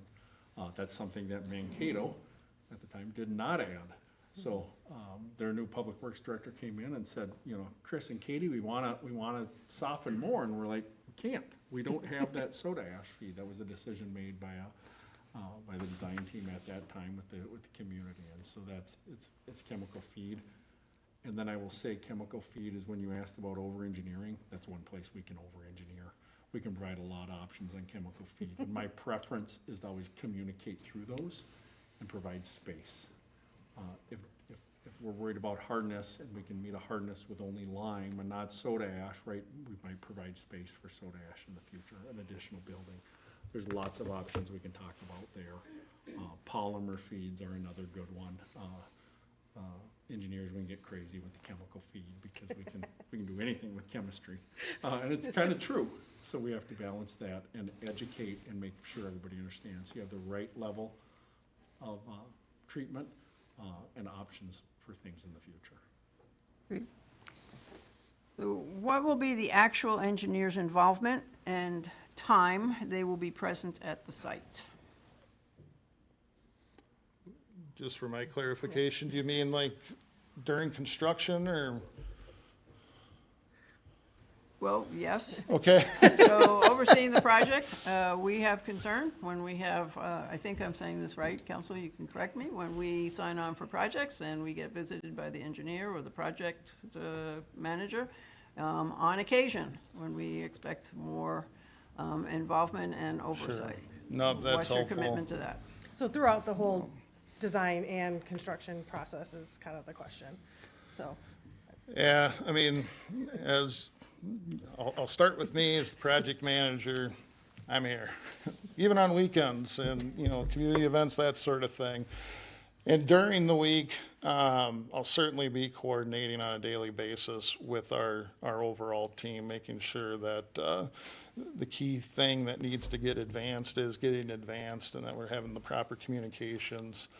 Once we get into construction, I don't go away either. I'll still be on site. We'll routinely have a full-time, what we call an RPR, resident project representative. I think a Memorial Road, that was Luke Vanderhorst was back there. Luke was on site daily with the contractor. I was on site no less than weekly, and if something needed my attention, whether it be a conversation here in City Hall or on site with the contractor, we make sure that we've got the right people there and that they stay with the project from beginning to end. We don't really do the hopscotch around thing because, I think of from design into construction, there's so much knowledge and conversations that get built, and I used to work at a firm when I lived down in Houston, Texas. That firm split. It's like this is design, construction, and you only talk to design if you absolutely need to. Well, there's so much information over here that could have been beneficial to the people out in the field if they just simply talk. So I learned that firsthand very early in my career. And as a company, our setup is just what I described.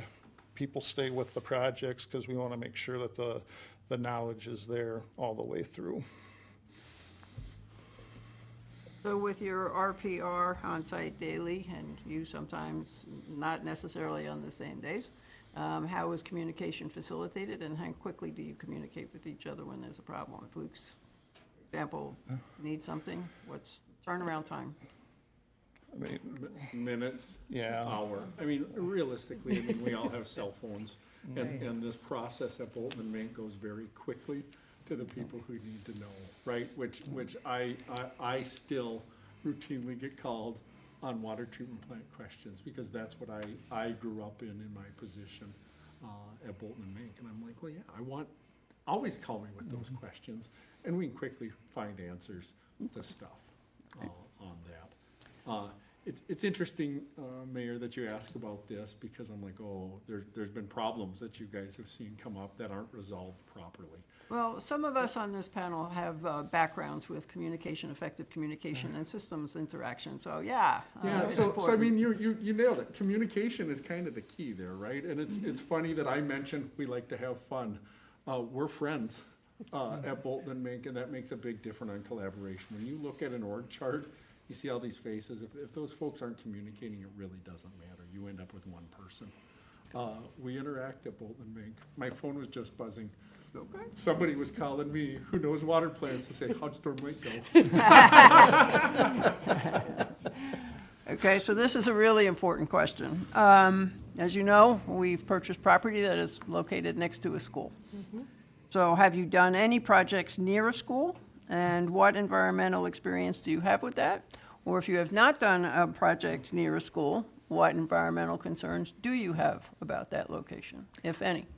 Well, as a company, we serve municipalities in a lot of different fronts, and so some of our projects are at schools. So we have served at schools on multiple fronts and are very aware of the different impacts that go into serving a school ground. We don't often build water plants next to a school. That's a little bit unique for Storm Lake, but not worried about it, but it's St. Peter, Minnesota. St. Peter, was right next to a school, similar sized community Yeah. of you guys. I mean, the concerns are chlorine gas from a school site. The other one is aesthetics. Yep. Right? You have to make it look nice. In New Prague, we actually did a wastewater treatment plant, and you guys know what wastewater treatment plants look like and smell like, and we put a lot of effort into that because that was near the school, completely enclosed. It was some technology that we actually brought over from Europe on that particular plant. Not applicable to water treatment, but next to a school, needed to look good, needed to handle odor in that case, and blend in. And you would drive by that, it's very hard to distinguish the wastewater treatment plant from the high school. That's across the road, and so do that. But in water's case, it's typically aesthetics and the chlorine, the disinfectant that's used. Yep, and then, I mean, obviously, the traffic patterns would be the other thing around the school, when you have that, and we have a lot of experienced staff with traffic engineering that can help us to make sure that we're keeping the kids safe as they are going to and from school, because you've got two schools there, actually, right? Yeah, the biggest thing, when we look at that environmental aspect of it, it's really taking stock of not only what's now, but thinking ahead, and this is where we start to get into comprehensive planning and how that's going to interact, because at the end of the day, we want to make sure that as we do the initial environmental assessments and take care of that, that's still going to be in harmony decades down the road. So it starts from the basic stuff that's already been said, but then really start to hone in on the details of what's our treatment processes, what's the use of that site going to look like? Are we going to put wells there? Just all those things. We take that information, aggregate it all, make sure it's in harmony with the city's long-term plans. And if there is an issue, that's where that communication piece comes in, and we're having those conversations quickly to figure out what steps we need to take next to make sure we're getting the right long-term vision. Other questions on this part of the proposal from council? I do have just a question on that. You know, we have to mitigate that before this gets so far that it's too late, and we have to say, well, we're already this far into the project, we're moving forward. You know, I don't attend school, but, you know, I have grandchildren that do, and, you know, other people here have children and grandchildren that are going to attend those schools, and, you know, we do, that's probably my biggest concern about where it's at. And I have no qualms about saying that. I did not pay attention in chemistry. I'm a social worker. So, We got Well, your and back. yep. We got your back, we didn't. Yep. So Yeah, there's and- really practical items Mhm. that you can do from like a chlorine gas. You can put a scrubber on, right? And if there would be a chlorine leak, it scrubs it, it never gets released. It's another piece of equipment. Katie mentioned traffic patterns, right? There will be trucks bringing chemicals in and out. And chemicals might sound like a scary word. They're probably not all that harmful. Some of them, chlorine gas is the main one. Lime is the big one. We have to plan for how that's gonna move around the city, the schools, and then also setting up equipment, if you will, that it doesn't have to happen during school hours and that type of stuff as you move things potentially and evaluate some of those things. Storage for items, so it's not happening every day versus, you know, once a week. And I think a big thing is that to think about is that this isn't a throwaway piece of our plan, right? Site planning and how we lay out a site and think about these things is a big part of the planning process. Traffic patterns on the site and around the site is a big part of the process, especially in a critical area like this. So those are things we pay attention to. Those are things we're talking to our experts about and making sure that it's critical to us that your students are safe and the rest of your residents. You know, I have 2 kids in school, not in Storm Lake, right? But I would want the same protections for anybody else's kids that I would want for my own. And so those are meaningful to us as well. And there's chemical options. You know, Chris had mentioned we love chemicals. There's also chemical options we can discuss, right? To see if there's a different option that might mitigate some of the concerns. You know, there's a lot of different avenues we can cover to make sure that we're keeping the environment safe. And those are happening right from the start of the project, not only from the practical side that we're discussing, but I mean, the other aspect is we know we need to get to worry-free water fast. Well, one of the risk factors and all that is if the permitting agencies don't move fast with us. And so environmental components, that is very much obviously the permitting stuff. So that's where we start those pieces right out of the gate so that if we do need to change, just to your point, we're not, 90% done and start over. Nobody wants to be there. On a positive side with schools, is there a great tour location? Oh, that's really interesting. And you laugh, but No, teaching kids. No, The they mayor love our talked about- current treatment plant, Yeah, yes. Public Works Week and reading about that, that's how we teach everybody about Public Works, is giving tours of these facilities. Absolutely. So I'm adding a question here, Council, sorry, but, so we're talking about the location and being close to the school. I'm hoping that you're not using the entire piece of property that we bought and that there might be other pieces. So we've protected the school, we've built. What can be used on the other side of the land that's not used? Are you thinking about protecting that so that that might be developed? So you bought this site to be your water campus, so a little bit of that question is for you guys, right? But what do you guys want to see there? There's a lot of different potential avenues that you can go with that direction. By a water campus, you can do potentially additional wells there. There's enough room for setback requirements for future wells. There's potential for some of the traffic patterns and routes we talked about, or storage for some of your materials there. There's potential for parceling it off to be used for other city purposes. If you've got other buildings or uses that you are looking to build out for parks or maintenance or public works or whatever, You know, some places like to put their water staff offices and billing on their water campus and make a whole campus out of it. Like, there's a lot of different options, and that's a visioning discussion that you can have and try and determine what else you'd like to put there. Or you can use as much as you like and leave the rest as green space. You can make it a park space. We've got some water plants in a park. I think Prior Lake is a, yep. And so, you know, there's a lot of different options that you can do with that property with this, whatever remaining space is left, or save it for a future expansion 50 years from now if that's what you need. Yeah, that's, yeah. Save the land. No, I mean, that's always my recommendation, is everybody sees, we got some room that you might need it in the future. Yeah. Don't want to be in the spot we were just in, is basically Yes. it. So, I mean. That's why I look park's at my the- favorite, because yeah. then you can always use it if you need to. It's a choose-your-own-adventure novel, to be sure, but definitely want to be looking at the long term. So can you give us examples of projects that went wrong in design or were at the, I don't want to say this, but at the fault of the engineer, and how was it resolved? Yeah, I got one for you in Spencer. I caught it. We added filters. We had their old filters, we added new filters. And we had a pipe coming in and two pipes leaving with some control valves on it, and there was no way to monitor the flow. We couldn't split the flow properly between the two. I caught it during construction. I said, oh, shoot. And we went to resolve that. First step is talk with the owner. Hey, this has come up. We didn't account for this, and we need to do this.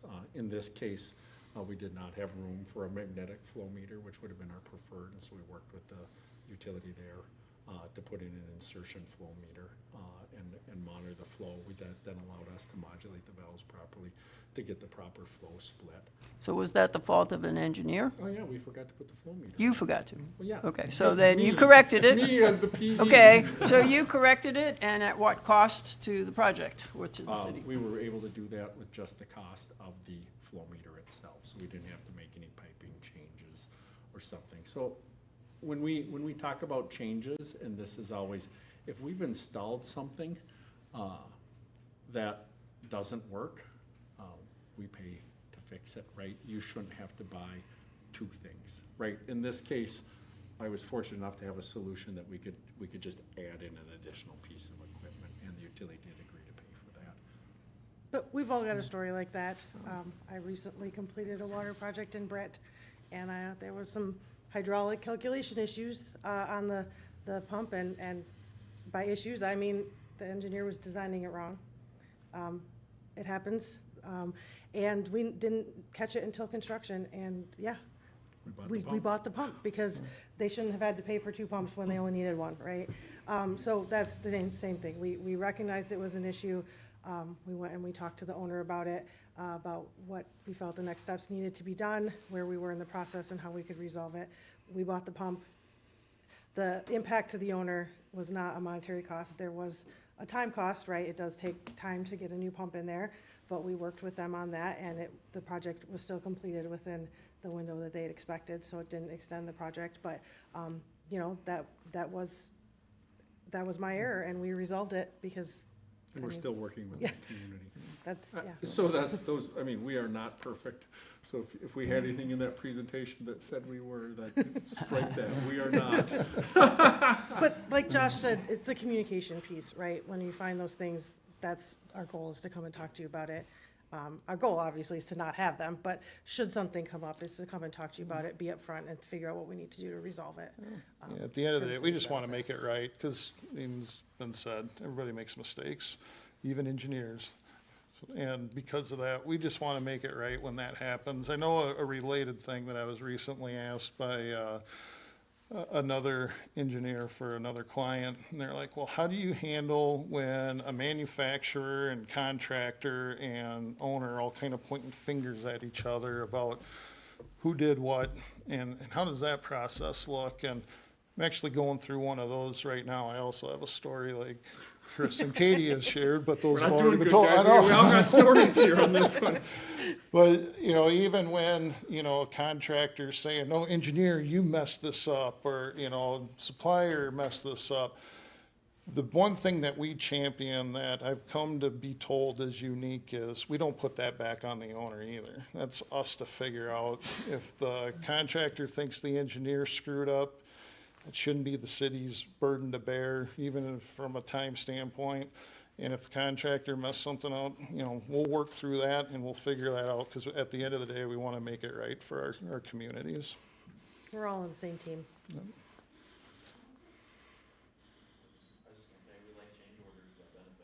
Yeah, I was gonna say, Josh has been to enough council meetings to know how we feel about change Yeah. orders. I've had a couple on either side of those, yeah.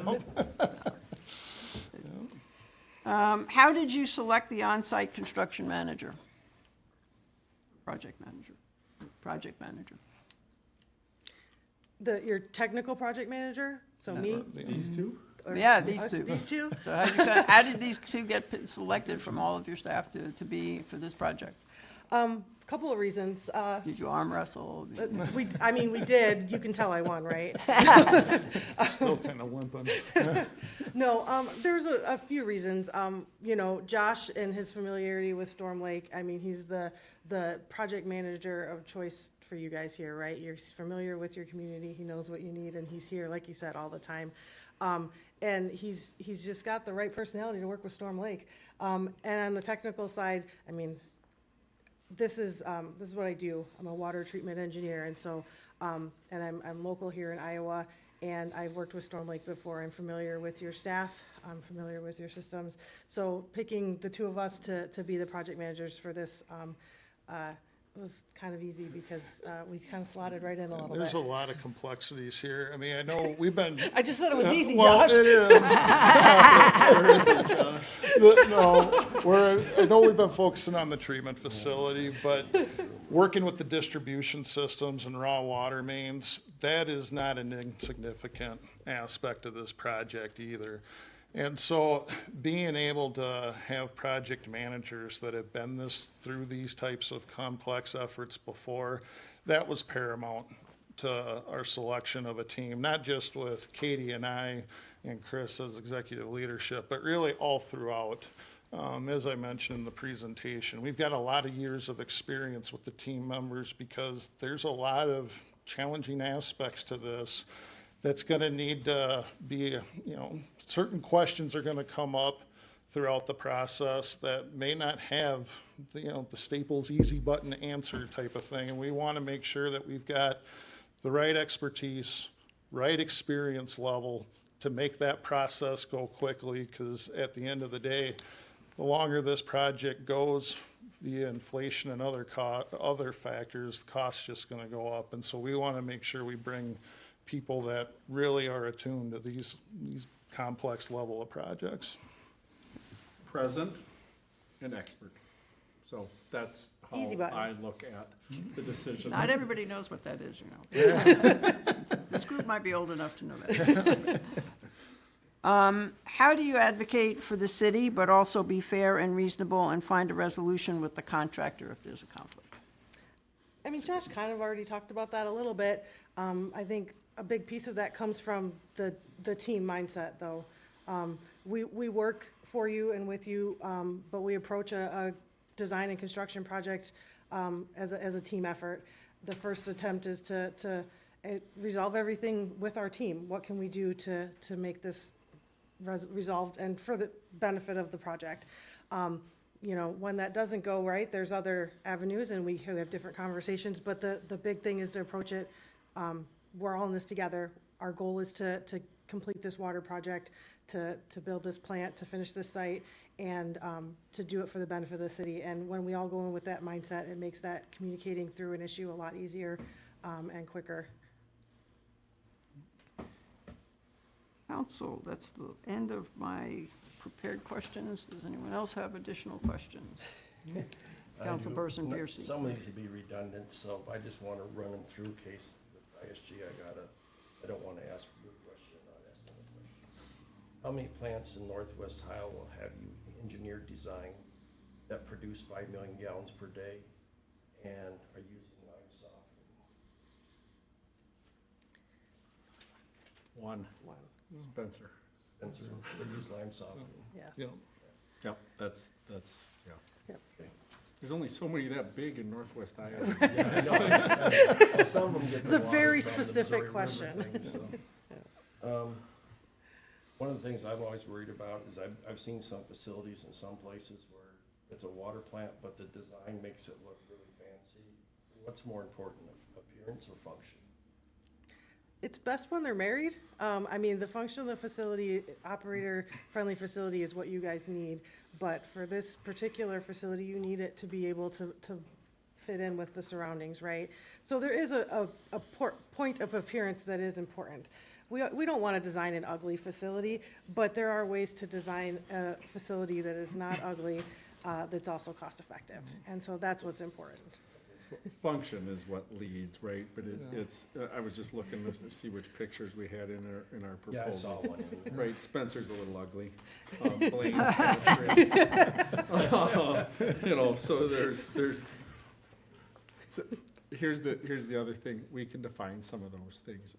In the case of the little picture with your campus, that's Morris's water plant that we put on there. That's got that little wing. They wanted to tie that in with the University of Morris. Because it was right next to that school, and that they had some roof lines like that, and so we had a defined cost. We said, hey, it was gonna, as I recall, it was about $150,000 for that architectural feature, and the city was like, yeah, that makes sense to add that to what was basically 2 block buildings on either side of that structure. One of the things I always worry about is designing it so that when pumps have to be replaced or equipment needs service, that all of a sudden guy comes in to repair it, you know, he's got to remove pipes to get to the, I've been in situations where I've had to remove pipes just to get to a motor that take an hour to replace, and I spend 3 or 4 hours getting to it. So I'm just worried that I want to make sure that that's accountable for, so they don't have to strain to try and get off the position of the pumps or get them out. And that's part of our goal with having the operators in the conversation early and having operators on staff. And that's also a benefit of bringing in a CMAR early on in the process, because when you get those extra eyes on the project, they can point out those spots where you might have inadvertently put in a tight spot. But the goal is that, yeah, everything is accessible, everything is maintainable in the way that's appropriate for that equipment, so that it takes the amount of time that's appropriate, right? And not extra equipment moving around and yeah, that's 100% agree with you there. And I worry about the design being so that we can allow for future expansion without major renovation or moving stuff. Mhm. Is there anything? Yep. How are you proposing to avoid construction delays? Because, you know, you always worry about you start a job and all of a sudden, okay, we don't have supplies here that we need. Will it be a requirement to have critical equipment procured at the start of the job?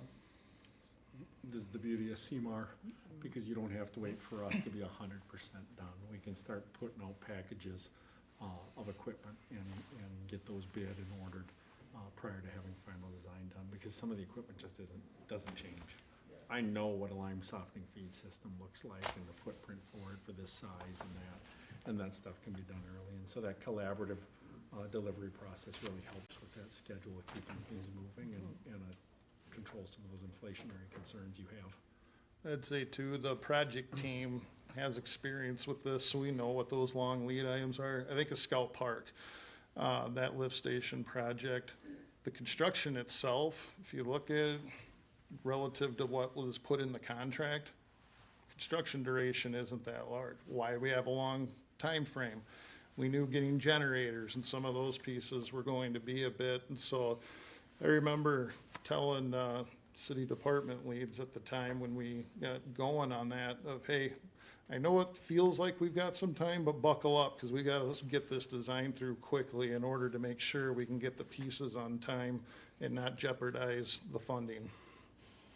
Since the water plant will be using computers, because almost everything's computerized, right? Yep.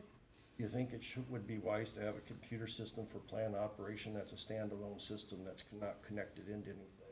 And that is only because with the potential for hacking of the computer systems,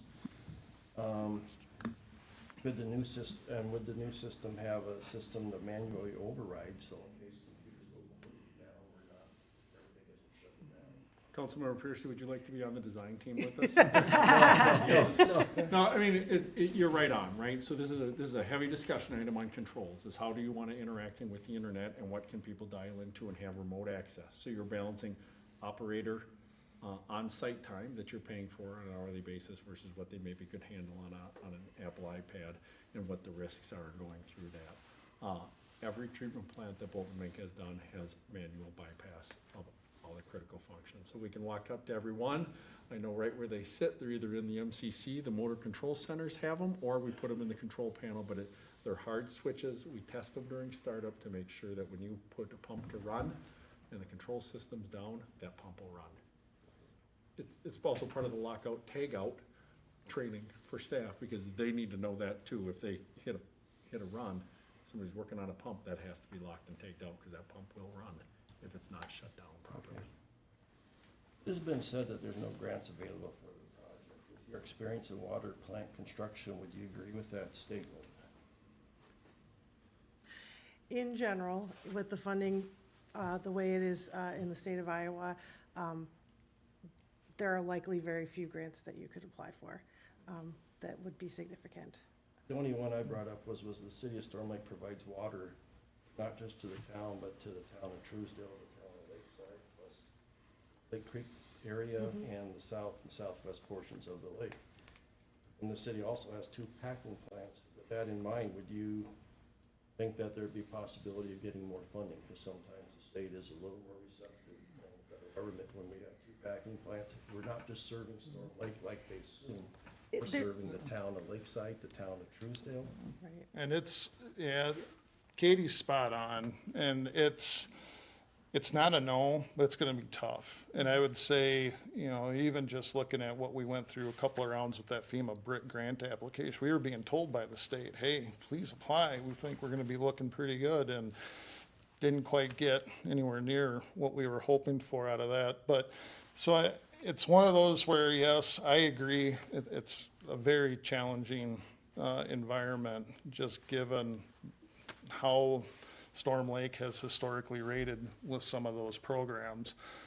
But I will say, if it's not going to jeopardize the schedule, I mean, we have been and will continue to be advocates for finding those funds with our funding team, with Samir and Corey. I know Piper Sandler's been involved with all these analyses as well. We're all going to continue to evaluate that because, even if it's just a few $1,000s, that's a few $1,000s less that our ratepayers need to pay. Right, and we'll keep looking at them as new opportunities come up. If, the state funds new things or the federal government funds new things, we take those opportunities and we look at them and, So you keep an eye out for those funding. we do, Both yep, federal and the state. absolutely. If you weren't in Northwest Iowa, we'd be all over federal earmarks. I mean, I was just in DC a couple weeks ago, and that's part of the process for other places of our service areas, federal earmarks for these type of facilities. Well, that's it. Oh, that's it? I'll let that go. Oh, okay, great. I'm trying to be paying attention to our time. We have staff back there who might want to wake up. Okay. Or go to bed. I don't know, one or the other. But anyway, so council, any final thoughts or questions for the rest of the council? Okay. We thank you very much for your proposal and your time and for answering our questions. And we hope you have a good night. Yeah. Thank you very Same much here. for your Thank time. you. We appreciate it.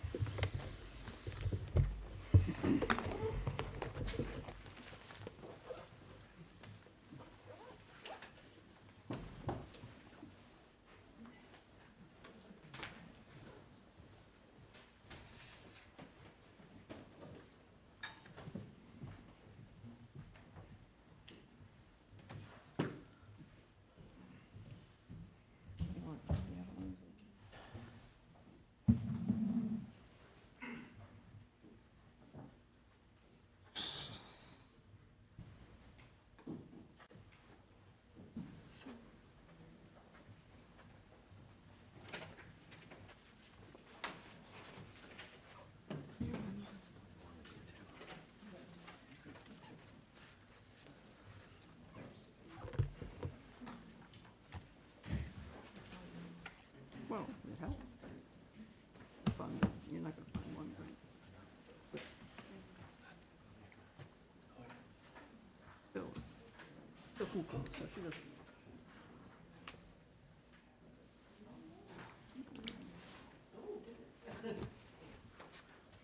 If you have other questions, you ask. No, that's fine, I'm just trying to pay attention. It's not midnight yet. Hey. No midnight council meetings. I know, where's the pizza? Oh, I thought you were bringing the pizza. Hunger pains. I don't even have any crackers to offer you.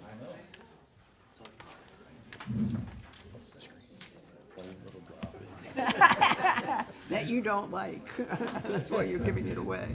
Yeah, I ate all my crackers last meeting. Kids left any candy or? No, the kids didn't even open the drawers.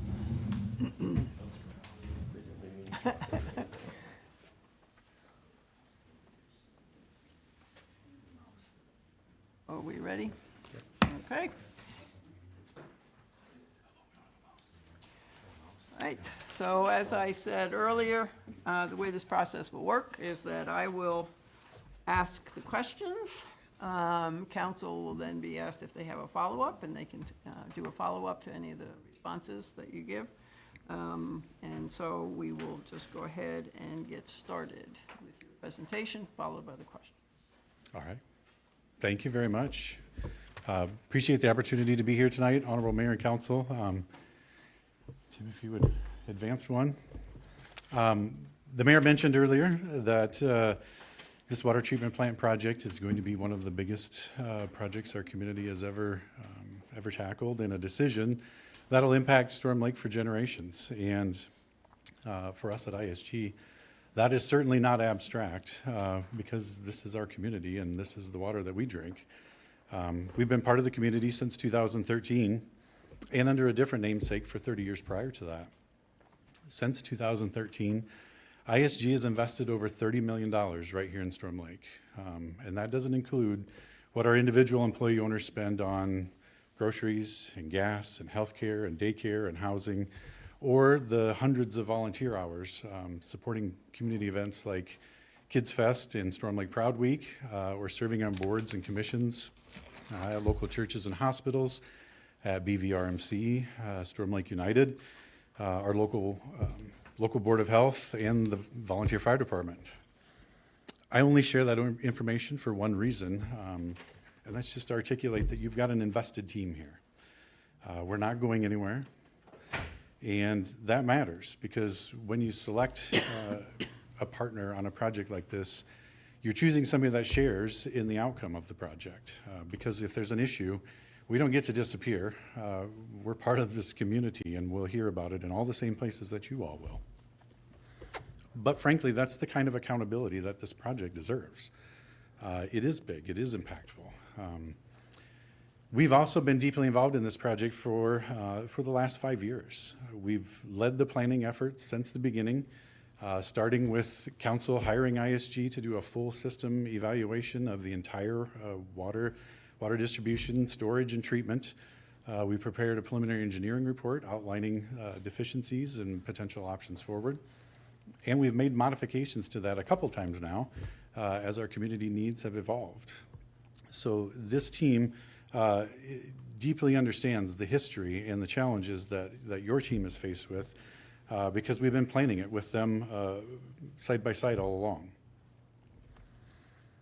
But more importantly, we work closely with your operators day in and day out. We're providing them with operational training, support at the water treatment plant for optimization of the current plant, troubleshooting challenges, making chemical adjustments.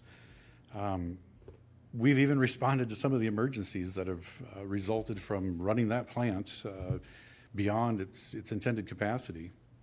But through that, we've developed a trusted working relationship with your team that we value greatly. Storm Lake has very unique water quality. As I'm sure you all know, we're pulling water from 3 different aquifers, and each of those aquifers has very different water chemistry. Add to that, we have a highly industrial influenced flow that varies tremendously between weekdays and weekends. In essence, your design team is going to have to design 2 treatment plants in one. One that can meet the 8 million gallons a day needed during the peak flows of the week, but perform equally well on the weekends when that plant is running 25% of that at only 1.5 million to 2 million gallons a day. This water plant will be the design of the water plant will be very complex, and if it's not done correctly, it carries a lot of risk. Our team recognized that it's going to be complicated and there is risk, and we recognized that throughout the planning process. We knew that we needed the added technical expertise of a design partner who's navigated these types of challenges in the past. And so that's why we intentionally partnered with AE2S. They're a Midwest leader in lime softening design. They've done over 30 facilities, and we're confident that they can lead this project to a successful completion, because they routinely design these projects at this size and scale and complexity routinely. Not only that, we recognize the fact that you all may not have heard of AE2S until fairly recently, but they've been working with ISG a little more quietly in the background, assisting us with confirming our design assumptions for the new treatment plant, providing recommendations on some of the new technologies and treatment equipment and processes for the new Storm Lake facility. They've assisted us with some of the preliminary cost estimating based on their experience. And so they have been very much involved in the project, even though you may not have seen or heard of them. Together, we've partnered on over a dozen projects together, dating all the way back to 2013 in Fairmont, Minnesota, where AE2S and ISG collaborated to design a lime softening treatment plant for their community, just like we're looking at for our community. Last summer, your operators got to go tour that facility along with several other plants with this team before you. And they were able to interact with the operators, the people that are running those facilities, to understand what are the challenges that they have with the equipment? What are the things that they do to maintain that equipment? We really wanted them an opportunity not to just interact with engineers, but to get feedback from the people actually running the equipment. And so that way we could take feedback from them, and we challenged your staff to ask some really tough questions, like, if you had to do it all over again, what would you have done differently? As you can imagine, they weren't super excited to ask that question with a bunch of design engineers sitting in the room, but it did help us learn, how we can make the Storm Lake plant even better than all of the facilities that we've designed prior to. And then on the ride home from each of those visits, Julie very graciously offered to take pages and pages and pages of notes of all of the things that our collective team observed, noticed, the things that we noted would really be a benefit to solve the challenges that we've been facing in Storm Lake. And so we've got an entire booklet of information ready to go. We've built a team that combines local knowledge with technical expertise, and frankly, we've just been waiting for your approval to move forward.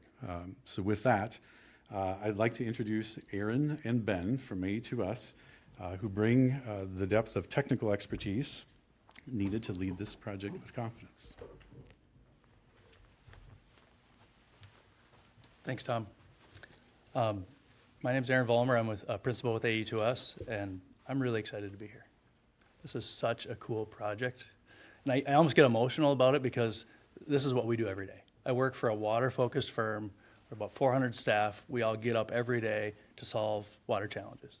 And more specifically, maybe more on the nerdy side for me, but lime softening is like just a little bit cooler than every other water project we do. There's more chemistry happening. There's more processes within the facility. We just get really excited about these type of projects, if you can't see that already.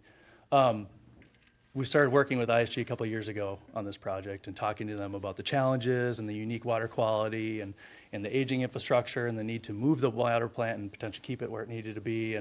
And the first thing we go to when you start talking about these projects is, well, we did this over here and we did this over here. We start talking about our experience. And we're like, hey, let's go do some tours with the operators.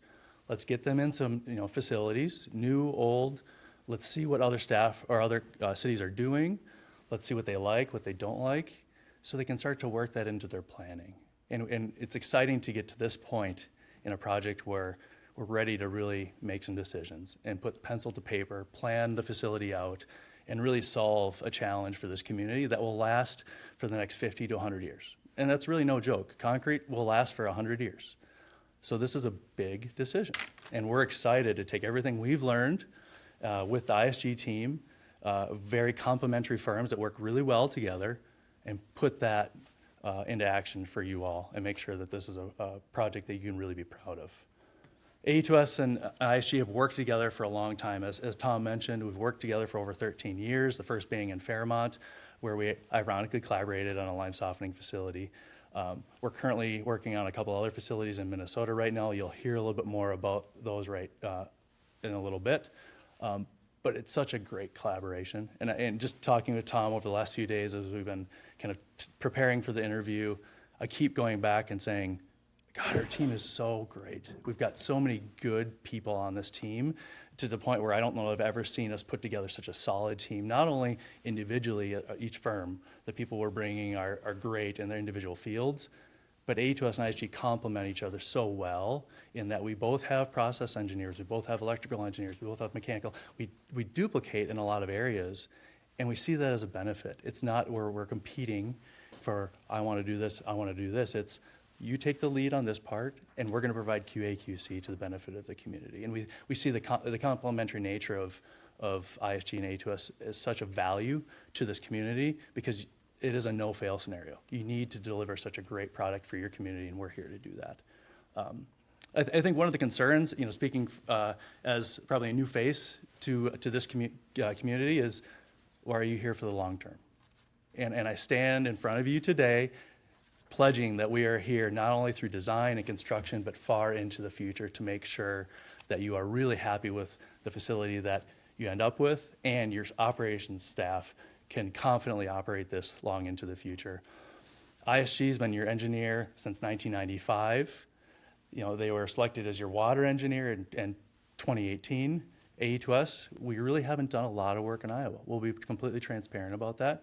Last year, we were selected as Central Iowa Waterworks' engineer, so we're quickly gaining a foothold in Iowa. We'll be opening an office this fall in Iowa, and we'll also be advertising for leadership positions. So we're making an investment in the state. We're here for the long term, and we're really excited about this project as part of that movement for our company. As a principal in the company, I report directly to the executive team on where are we at in Iowa? What are we doing? Are we doing good things? They want this project to go really well, and they see it as a big milestone for us in the state. But that's at a higher level. What really matters is, will the operations staff see us long term? Are they going to be angry in 3 years when we walk away from the construction, we hit the red button, everything starts to operate? Are they going to be angry that, well, they didn't do this, they didn't do that, they broke this doesn't work right? That's not how we work. We don't do a project and then leave. We stay engaged with the operations staff to make sure that they confidently can operate this long into the future. Not only do we engage from an engineering standpoint, but from a SCADA standpoint. So for those of you who don't know, it's supervisory control and data acquisition. So it's the brains of your facility. It's the computer that opens valves, turns on equipment, stops equipment, pumps water into your distribution system for your residents. AE2S has a dedicated controls team of over 30 staff that engage directly on each of our projects. So they're not only engaged in design, but through construction and after, to make sure the operators can operate this facility. They develop the screens, they do all of the logic to make sure things are operating correctly. And so they're engaged long into the future to make sure that this project is a success. So rest assured, we're here for the long term. We're not going anywhere. We're here to deliver a fantastic project with you in collaboration with ISG. Our project team, that's really what it comes down to. Who is on our team? And I already said that I'm so proud of our team. We have so many talented individuals that are experts in their field beyond just water, right? Regulatory experts, electrical, water chemistry, structural. Everyone that's on this project is focused on water treatment facilities, and I'm super proud of it.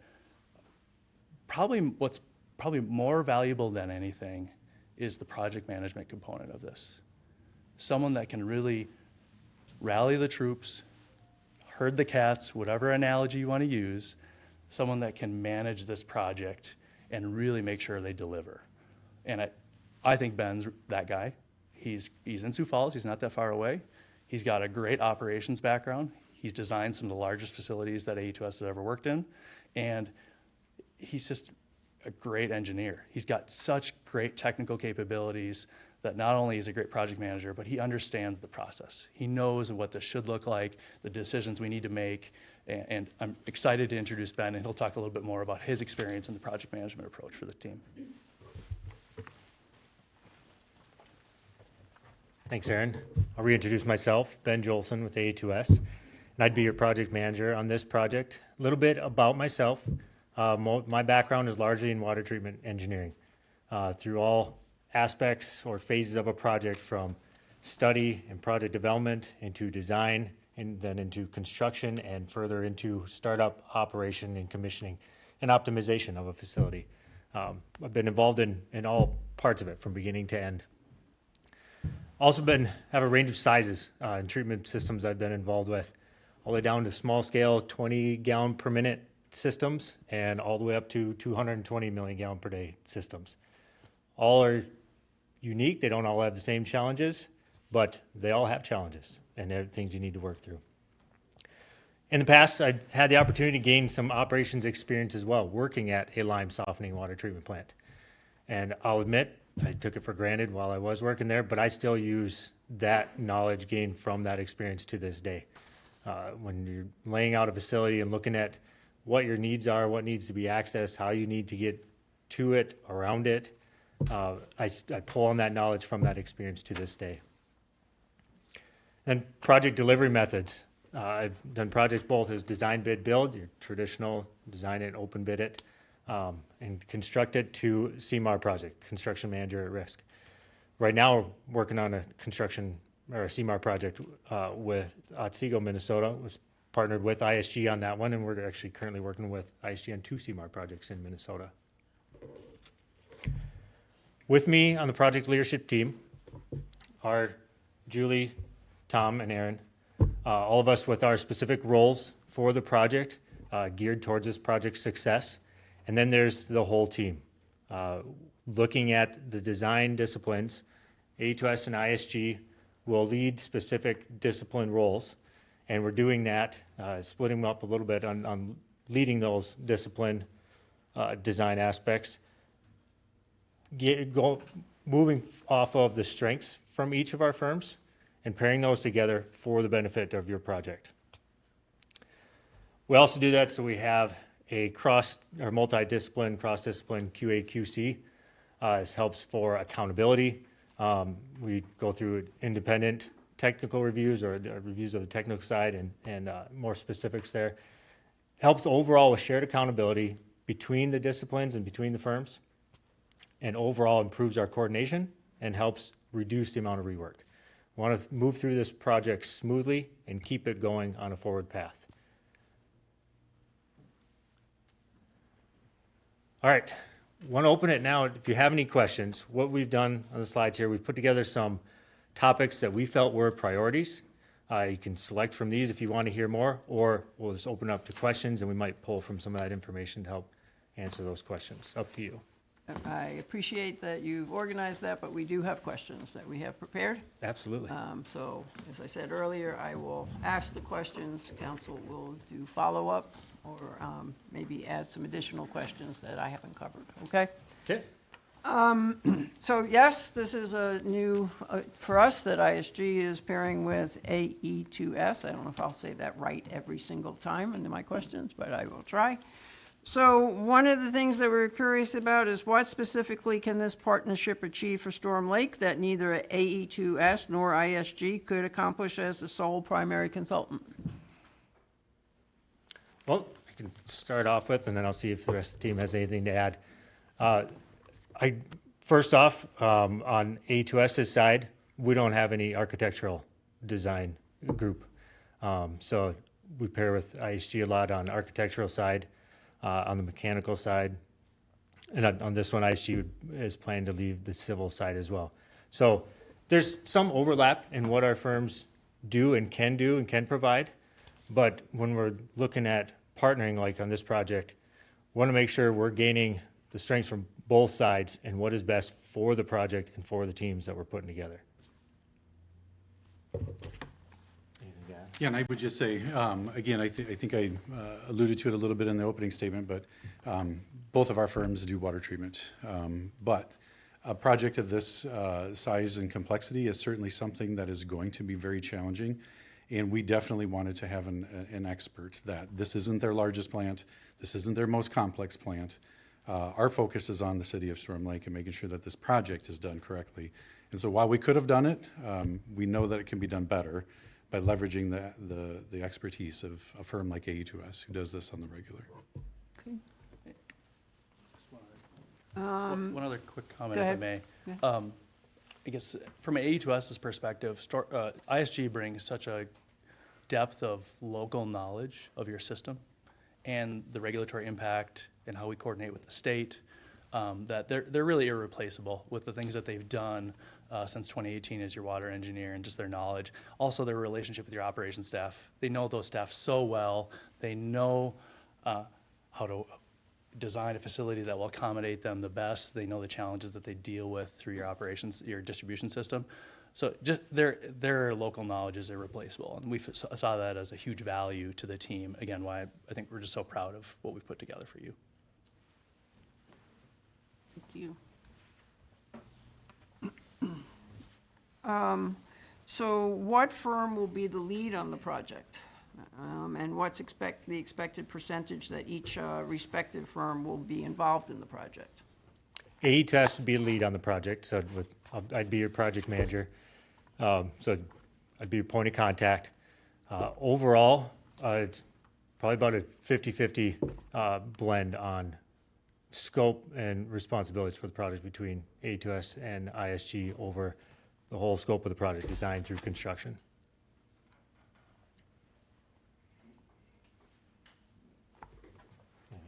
Council, any follow-up to those two questions?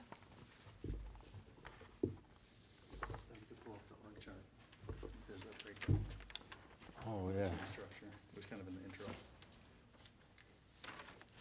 Up front. Yeah, actually, we can show. You want to back up a couple slides?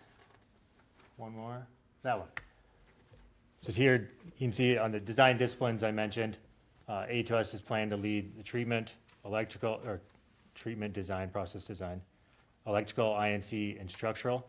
Process design, electrical, and INC tie together pretty tightly on a treatment system project like this.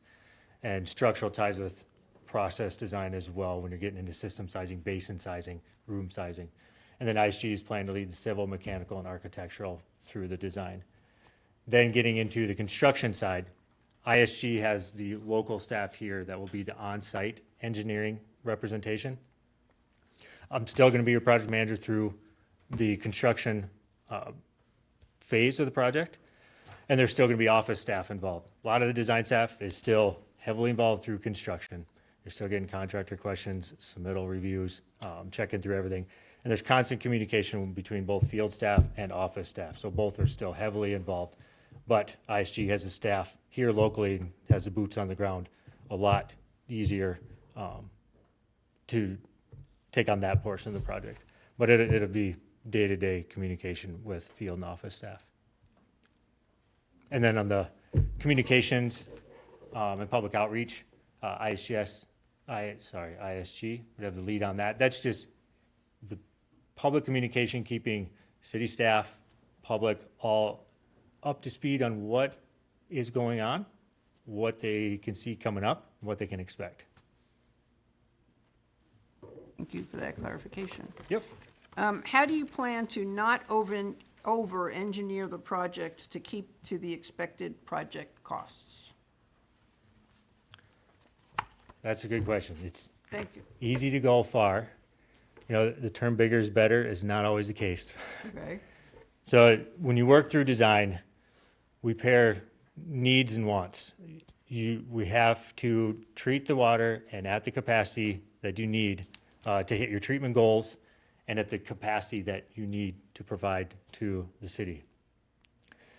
Now, how that pairs with equipment sizing, basin sizing, all that is a blend of looking at what is the need for total treatment, total flow, whatever piece of equipment you want to look at, and how much do you want to have redundancy with that, or backup capacity, multiple units in case one is down, where it gets into redundancy as well. So it's a process of working through the design on what the needs are, the base needs for the make the treatment system work and operate correctly, and what you want for redundancy and what you're willing to have for redundancy to make sure you can still produce water, or at least up to a certain rate, whatever you're comfortable with, if a piece of equipment is down. We all know no piece of equipment runs forever as much as we want it to. They always seem to go down on a weekend or Friday afternoons.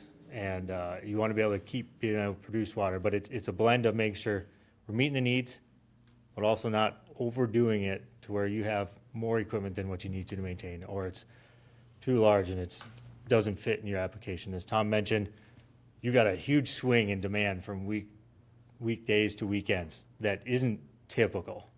So we got to make sure things are split up in system sizing or train sizing so you can reach those full size capacity demands and still operate cleanly at the lower demands. A lot of times if you try and turn down something that's meant for a large capacity too low, it doesn't work right.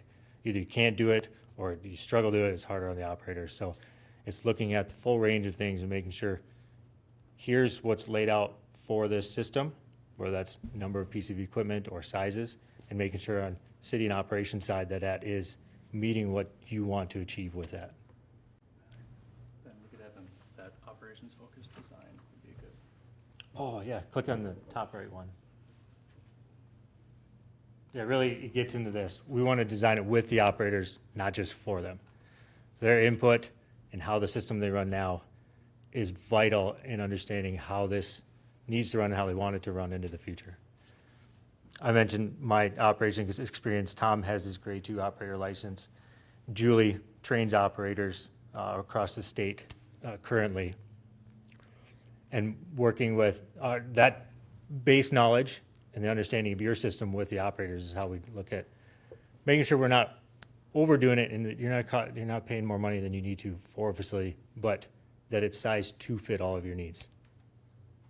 You want to make sure you don't have one little hiccup and the whole thing falls apart and you're not producing water. Council, any follow-up? Anything else on our side? So you may have made reference to this, but how many projects have you completed as a joint team? And who will be the contact for warranty items after the project is completed? I'll take the second question first. Warranty items, I'd still be the main point of contact. We want to keep that consistent going through the entire project. Number of projects we've done, I forget the number off the top of my head. 15 projects we've done together.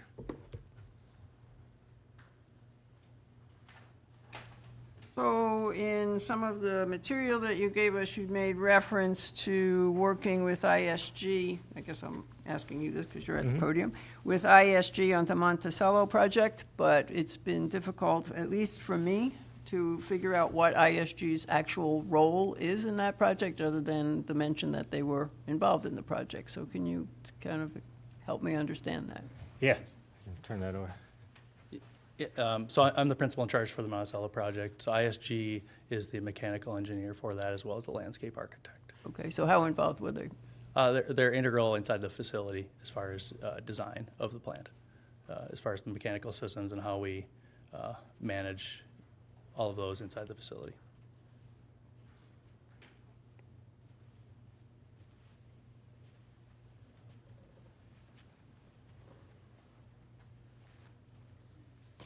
And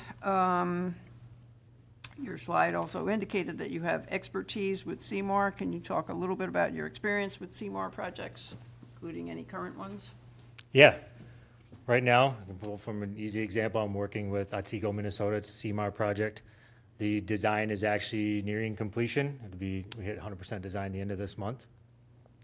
Been working through with the CMAR since 30% design. Actually, if I jump to, can you go to the project management slide? I've got a visual that'll help walk through this.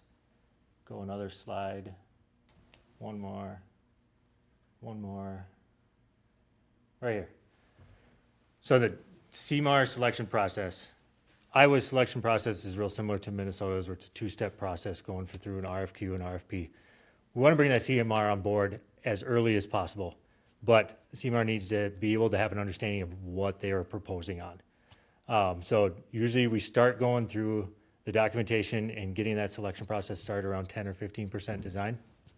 That way, when we get through the selection process, it's right around that 30% design milestone, so we can turn over a 30% design deliverable right to the CMAR, and they can start working on it right there, looking at what the cost estimating is for that project, start providing their input and their involvement in the project of how we can possibly change things to make it easier to construct, to make it quicker to construct. They're also working on, during the design process and updating it through those deliverables, what a schedule would look like from their perspective on how they see this construction going, and input on how they can try and speed that up and what we can do there. So CMAR projects seem to be gaining more and more ground in the municipal realm. Outside of the municipal world, they've been going on a lot more frequently, but they're gaining more ground as that benefit is getting more and more realized of having that CMAR on board and their involvement. They're part of the team through the whole design process.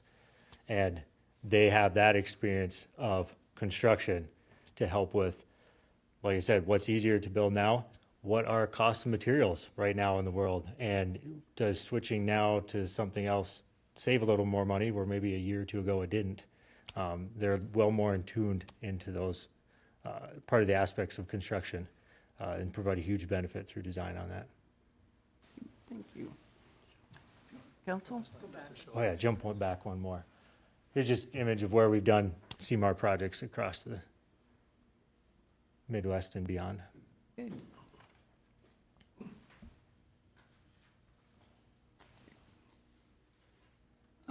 Can you provide a list of like-sized softening plants that you designed? Yeah, go ahead. Absolutely. So if you could click on the similar experience tab. So this is a graphic that's also in your handout that outlines AE2S's softening experience. So this is something we're really proud of. This is something we focus on as a water treatment firm. Lime softening, again, is near and dear to my heart, and it's something we take great pride in. And this is not the biggest or the smallest facility we've ever worked in. It's kind of right in the middle. And in the graphic that's on your handout, you can see we've broken down those facilities by capacity and kind of lumped them together in some groups, so you get a little bit better sense for the size and the scale of these facilities, from 0 to 4 MGD, 4 to 7, 8 to 20, and then 20 and above. And we have multiple facilities in each group, so we're really excited about that experience. I think where this is of benefit, lime softening and treatment technologies are always evolving, and these facilities are of different ages and different water qualities, and based on our experience, we see what operators like and don't like, the technologies that they maybe put in 10 years ago that they're no longer using, or the complaints that they get, or the what I'll call snake oil that they were sold and they spent money on that they no longer use. And that experience for us is just so invaluable, where we can provide a facility to Storm Lake that is at the cutting edge of proven technologies that we've seen and implemented and seen be really successful for our operations staff. A big part of our tours was trying to identify those technologies that we felt were kind of at that cutting edge, not bleeding edge. We don't want to be serial number one, but we want to try to put Storm Lake in a position where you're investing in the current technology that will put you in a good position into the future. Batch slaking was one of those recommendations. It is the preeminent new technology in lime softening. We've installed at least 4 batch slaking systems as a company. We understand how to do that well. We understand the trials and tribulations. The main technology for batch slaking probably has about 20 patents tied to it. So you also need to understand how to navigate those patents in your public bidding process, and how we can get a facility designed for the operations staff that they can be proud of without making sacrifices from a public bidding standpoint, because you still go through some aspect of that with the CMAR. So understanding those nuances, understanding the nuances of upflow clarifiers and the capacity range that you can operate those in, what percentage turn down can you see in a basin, again, with your varying water qualities, that's going to be really important that we understand the capacity ranges. So our experience gives us a great window into that world of lime softening.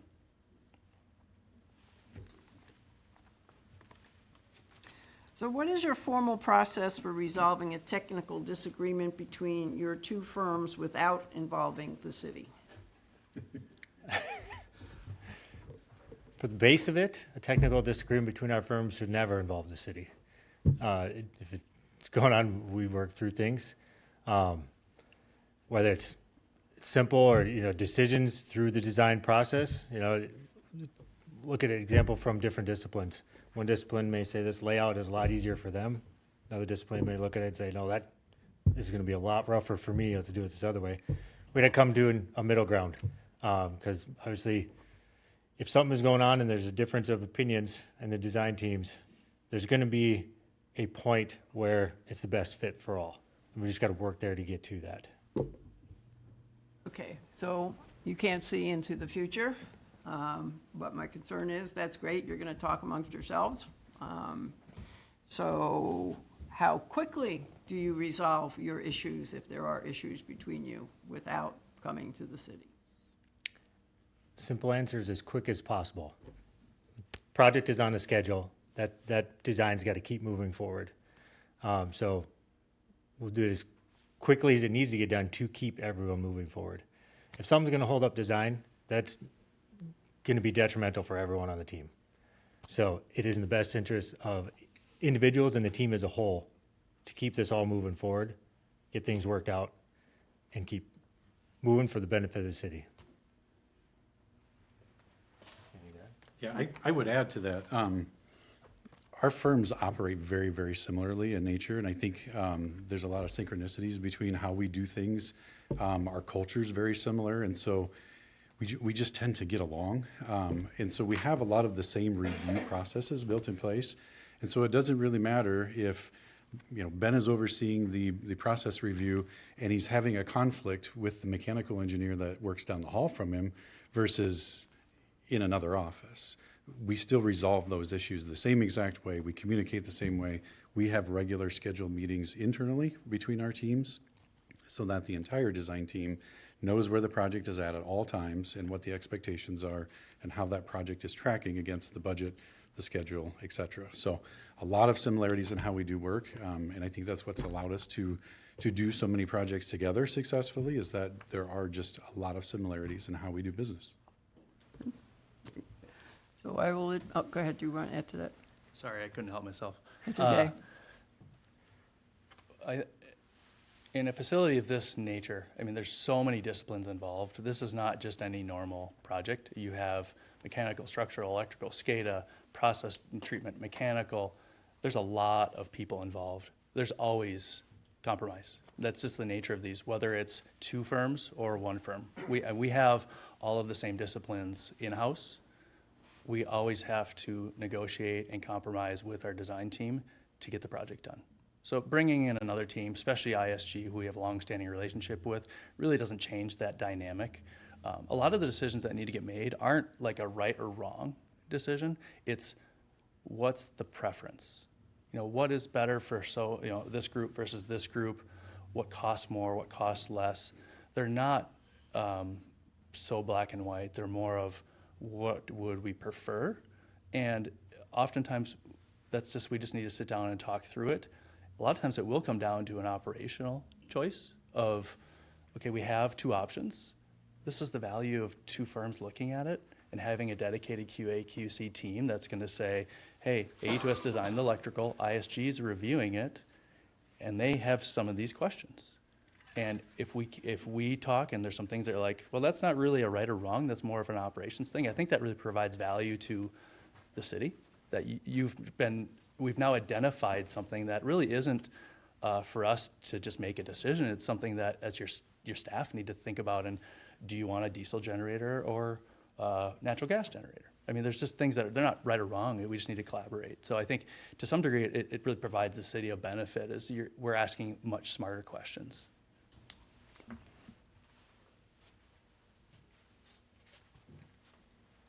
Council, any follow-up? How will ISG's local groundwater modeling data be integrated with AE2S's proprietary treatment process simulations? I will admit that this has been provided for me, this question, because I am didn't not have to an admit that at engineer, to ensure the new plant handles Storm Lake-specific water chemistry. Yeah, I'll speak a little and then turn it over here, but they'll work together. So you've got your inside your building, your treatment, hydraulics and everything there, and then it's getting it to the facility and getting it away from the facility. So they'll work together and pair up together on how they're working. And then turn it over. I'll take it over, Julie. Go ahead and explain it a little more. Honorable Mayor, will you repeat the question one more time? Sure. How will ISG's local groundwater modeling data be integrated with AE2S's proprietary treatment process simulations to ensure the new plant handles Storm Lake's specific water chemistry? Thank you. So we have worked with LRE, a hydrogeologic firm, to look at your groundwater, look at the availability of the water from your different aquifers. AE2S has already seen that report. They are aware of it. They are also very much aware of the differing water qualities from your 3 different aquifers. As you know, you get water from a shallow aquifer. That's the water we would prefer to treat and your operators would prefer to treat. It's much easier to treat, but it's also very drought susceptible. It's also a very limited aquifer. So we have used that groundwater model to site additional shallow wells, but we know there's limited availability. So we also get water from the Dakota aquifer. We're carefully monitoring those water levels, because that aquifer, you're sitting right on the edge of it. So again, we monitor that to make sure we're not overusing it.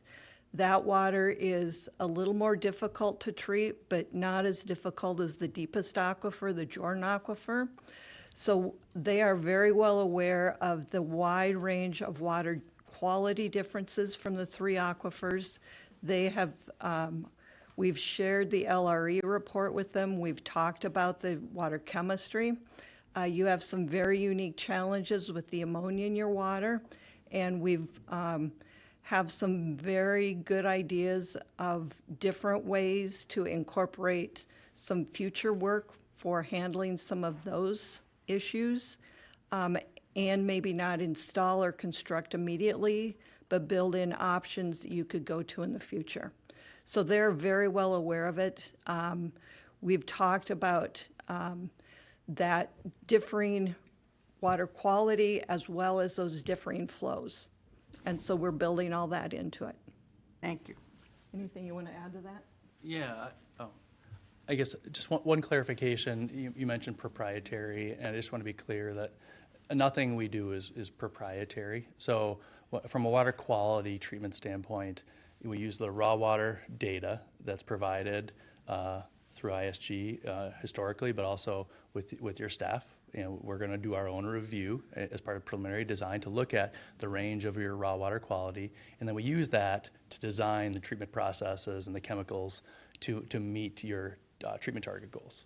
So, the design calculations are shared. They're part of what we call a preliminary or basis of design report. So we understand that as a municipality, you're not doing those calculations. You're not verifying our calculations. That's not your job.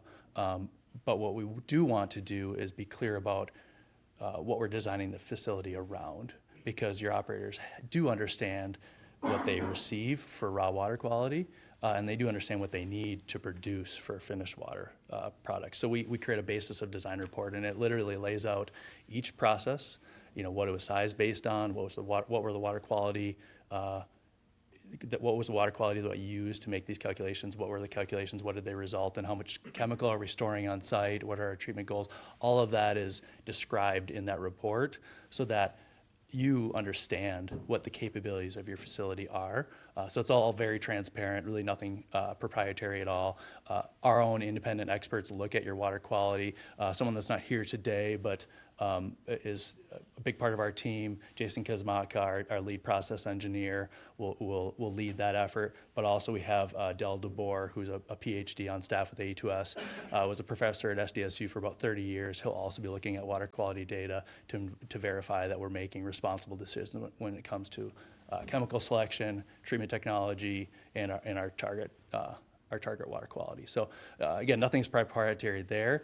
From a SCADA standpoint, that might be something that can be looked at as proprietary. It's not. We use off-the-shelf software. Any integrator can use can plug into that software to adjust programming. So our approach is not to hold the city hostage as far as proprietary information. That's not how we do business. So everything will be transparent. Great, thank you. Yeah, I think that one of the points of the question is, can you continue to get at how you're all going to work together? That's probably the point, one of the points of that question. Okay. If a design error is discovered during construction, how is the professional liability insurance structured for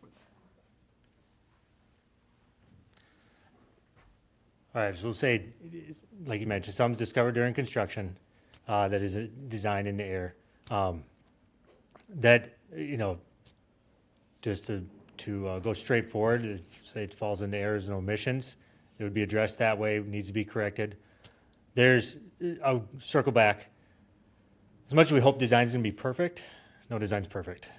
It's humans designing it. So there is gonna be little things caught during construction. That's why there's a method with change orders to correct things and make sure they're getting addressed. And even with this being a CMAR project, CMAR carries a contingency in their CMAR fee as well, planning for the what ifs or the uncertainties or unknowns getting discovered. One of the easiest unknowns, you uncover something in the ground that wasn't aware it was there. But it could be some gap in details through the design that needs to be corrected to make sure the construction is meeting the intent and getting to where it needs to be.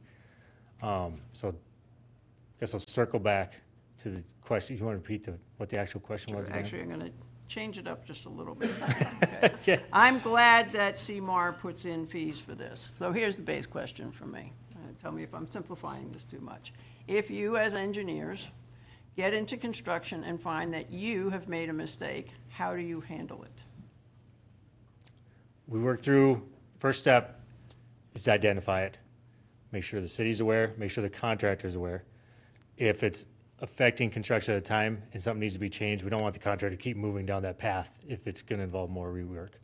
We want to look at what is it going to take to correct that and how do we get there, working as a group with city being involved, contractor being involved, because CMAR is going to have involvement on providing the input on what's easiest, what's more cost effective, and work through a solution of what is the best approach to that, and cost is a part of that as well. Determine how we have the least impact on schedule and least impact on cost to get this fixed and make the design, or make the construction keep moving forward and make sure it's still a good project. Who's going to pay for the mistake? We're asking if engineer pays for the mistake in reality. In general, typically, because changes are expected, we're not going to pay for every mistake, or it's not assumed that we're going to pay for every mistake. But we got to look at each individual one on their own. What was the cause of it? Was it a complete error, impacts safety, or concerns like that, or impacts the ability for the treatment plant to achieve its goal? Those are major. Nobody wants to see those. Or is it simple as there's a bracket missing on this detail for the steps? Something minor like that should be there. Some of them might be things in the project where it needs to be in there, but wasn't in there, shown in there in design, where it wasn't in the bid or the cost either. So if it's something that needs to be changed and it's added cost, it would have been sometimes it would have been added in the cost anyway if it was shown correctly. So each change is its own animal found during construction, and you got to work through those on how to correct them. The overall goal is still to make sure this is a good project. Anything to add? If I may, just to clarify too, each change order is unique, But we also have processes set up to address them at different times. And so as we get through a design, as Ben mentioned, no project is perfect. There will be adjustments that need to be made in the field, and we want to be transparent about that. But once we enter into construction and we have a contractor on board, there's some benefit with the guarantee max price that the contractor holds that, to your point, we're glad that that is now a tool in the toolbox, right? Because it does minimize some of those small things. Again, the basis of design report makes sure we really pay attention to the big things, right? We don't want to make mistakes on the big stuff, and we don't. I mean, that's why we have the basis of design report. But we also have processes set up during construction that before we actually get to the point where we actually build the mistake, the design team is reviewing the material selections that the contractor is making before they purchase. They're reviewing the equipment that is selected. They're doing all of that to avoid any major mistakes. So if we get to the point where it's been built, anything that would change is really small, and they're oftentimes things that we just couldn't have predicted in the design review because they're more like preferences. That it's like, oh, I wish the doorknob was on this side, not that side. Just an example, but they're small, right? So those are things we identify because that's not something you maybe could have caught during design because there's only so much we can actually detail out in a set of plans. So there's lots of processes in place to avoid major mistakes. If we get to the point where we have made a major mistake in the project, well, yeah, we're the design engineer. We carry professional liability for that reason, and it'll definitely be a sit down to talk about. Was it an error in negligence, or was it an error we weren't clear on something? Again, we have lots of processes in place to avoid that. But if there's a negligent error, that's why we carry professional liability insurance. So I guess I don't want people to think that we don't stand behind our work. I mean, we don't exist as an engineering firm because we run away from problems. That's our job, is to tackle problems, and we understand that we will run into those, and we carry insurance for the times when we do make honest mistakes, because everyone does. But that's, we don't make the big mistakes. Those are not acceptable. We have processes in place to avoid those. Okay, great. Okay, what will be the actual engineer's involvement and time, and will they be present at the site? When you say the actual engineer, you're talking the project manager? Yep. Or, okay, yeah, who's going to be at the site Right. all the time? For us during construction, ISG is going to have the local presence for on-site staff. The engineer or engineers are involved through the entire construction process or schedule. Like Aaron mentioned, we're reviewing what the contractor is submitting and planning to install, making sure it's meeting specifications, make sure it's meeting kind of work in the layout. So there's engineer involvement throughout. You get used to seeing me during progress meetings on site, out there in person, as well as during design, during the deliverable review meetings. So I'll be a regular on-site person you'll see as well. And we may not just have one person on site during construction. We'll have one designated lead site staff, but depending on what's going on, I'll use an example. If you have a bunch of concrete getting poured, or during that period, it helps to have more eyes on the site at a time. So there'll be more staff there involved during that part. When we start getting into multi-discipline construction, or part of the construction project, where you've got mechanical contractor on there, process person on there, electrical person on site, I mean, there'll be typically specialty site visits too, where the design engineer for those discipline makes trips to the site to see periodically as construction progressing that everything is looking kosher. It's all seems to be moving forward all right. There's no concerns, and if there's concerns, we have a chance to talk to them with the contractor and get things worked out before they're done, and instead while they're ongoing, so they can be corrected earlier. Does that answer the question? Yeah. Okay. Thank you. Have you done any projects near a school, and what environmental experience do you have? And if you have not done one by a school, this one is by a school, so what are the environmental concerns that you have considered?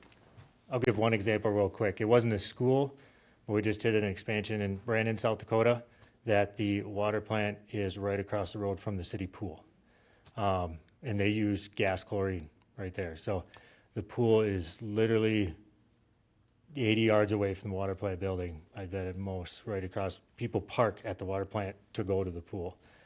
So we had to go through, that's gas chlorine, so that involves a whole risk management plan, which right now, Storm Lake doesn't use gas chlorine, they use liquid, so you wouldn't have to get into the same risks or the requirements for the risk management plan there.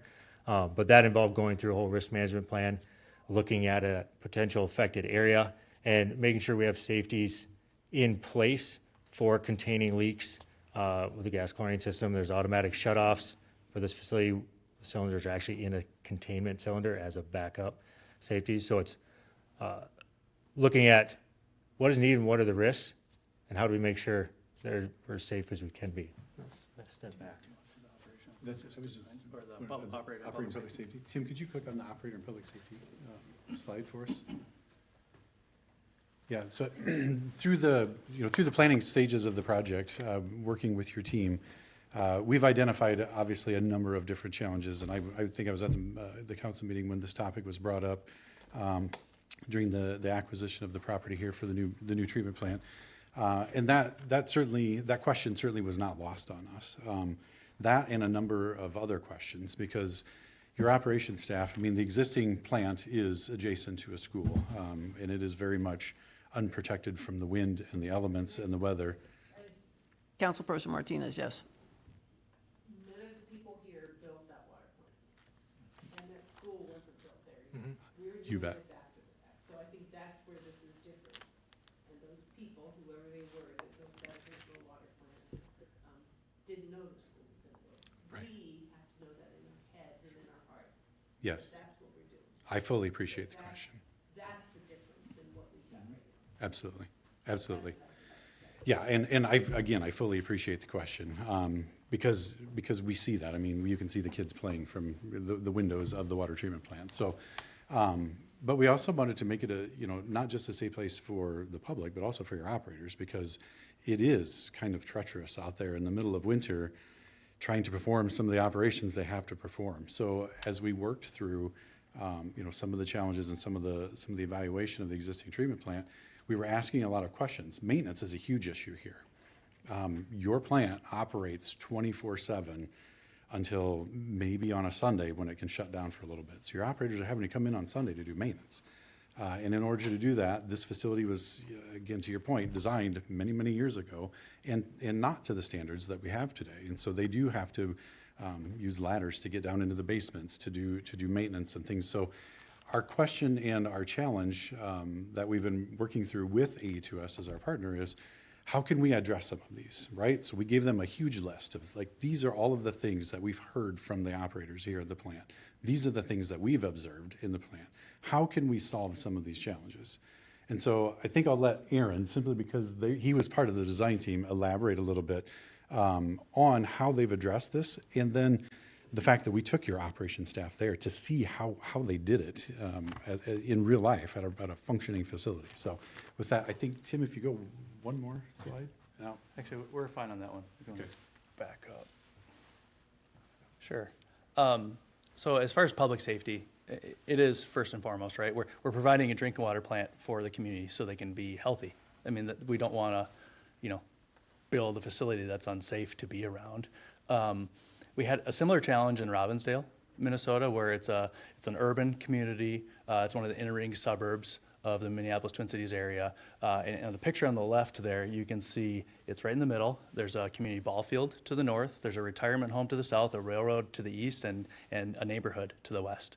It was not a comfortable site for us to build a 3.5 MGD lime softening plant on. But we took on the challenge. We knew we could do it. We had a general understanding of the size and the space we needed, and they were able to build this facility on that site. But lime softening facilities have a lot going on. There's a lot of there's lime silos, there's a lot of chemical feed, there's trucks coming and going, delivering chemical, taking away lime solids. So you need to be mindful of those things in this facility specifically, and it's harder to see from the aerial, but it has a chemical unloading garage where trucks pull in, the doors close, they can unload all of the chemical, the neighborhood doesn't see it. For the lime that needs to haul out, that's also in that garage in a different bay where the trucks pull in. The company that you contract with leaves a vehicle there. We dump our lime solids. Once it's full, the contract hauler comes back and hauls that vehicle away. Your operators have seen this facility. That was one of the takeaways that they really liked. They thought it made a lot of sense, especially given the site that this facility is going to be built on, that this is a great way to shield all of these critical operational tasks from the school, not only from just a visual aesthetic standpoint, but from a safety standpoint. We're able to contain all that dust, all the dirt, the noise. Let's not forget that these facilities can be loud if all of that is happening outside. So this facility, you can see, kind of has a loop where we pull in on the north side, you go through that garage, you do your operational tasks, and then you pull around the facility and you pull out onto the same road. So there's no backing up, there's no dumping, it's all contained, so you don't hear the beep, beep, beep. That was especially critical with the retirement home to the south here, where we had a lot of interested parties during construction, and we know we'll have people watching as this facility operates that we know we'll hear about it if we're not a good neighbor. So that's really the key here is be a good neighbor, make sure we're working with the school when we talk about laying out this facility and placement and leaving space for expandability, that we're mindful of all of that. As far as the maintainability, that center picture, so that's Fairmont, so that's the filters. But in that facility, it's also a lime softening facility. We wanted to make it a space that was safe for the operators to maintain as well. In lime softening facilities, you need to go into those basins and clean those basins out once a year. In most facilities, you have to get on a ladder and climb down and shovel lime, put it in a bucket, and haul it out. That's just inherently unsafe for your operations staff. So in Fairmont, we actually put torpedo hatches in the basement. So to get into those basins, you walk into the basement, you open a torpedo hatch, kind of like a submarine, and you just step into the basin. So there's limited risk for your operations staff. It's simple things like that we work with your operations staff to find ways to easily access and maintain these facilities. And honestly, internal safety for chemicals also keeps the people outside of the facility safe. So being mindful of how do we keep your staff safe, working with their understanding of chemicals and how they want to manage it to design systems so they can stay safe is paramount. Instrumentation and controls, again, we're in an age where we can automate a lot of things. Batch slaking systems, you can automate washdowns cycles, so your staff aren't having to do that. They're not having to expose themselves to splashing lime as you're trying to wash out the slakers. All of that can be automated now. So we work with our controls team to try to automate as much as we possibly can, just to keep your staff away from those chemicals.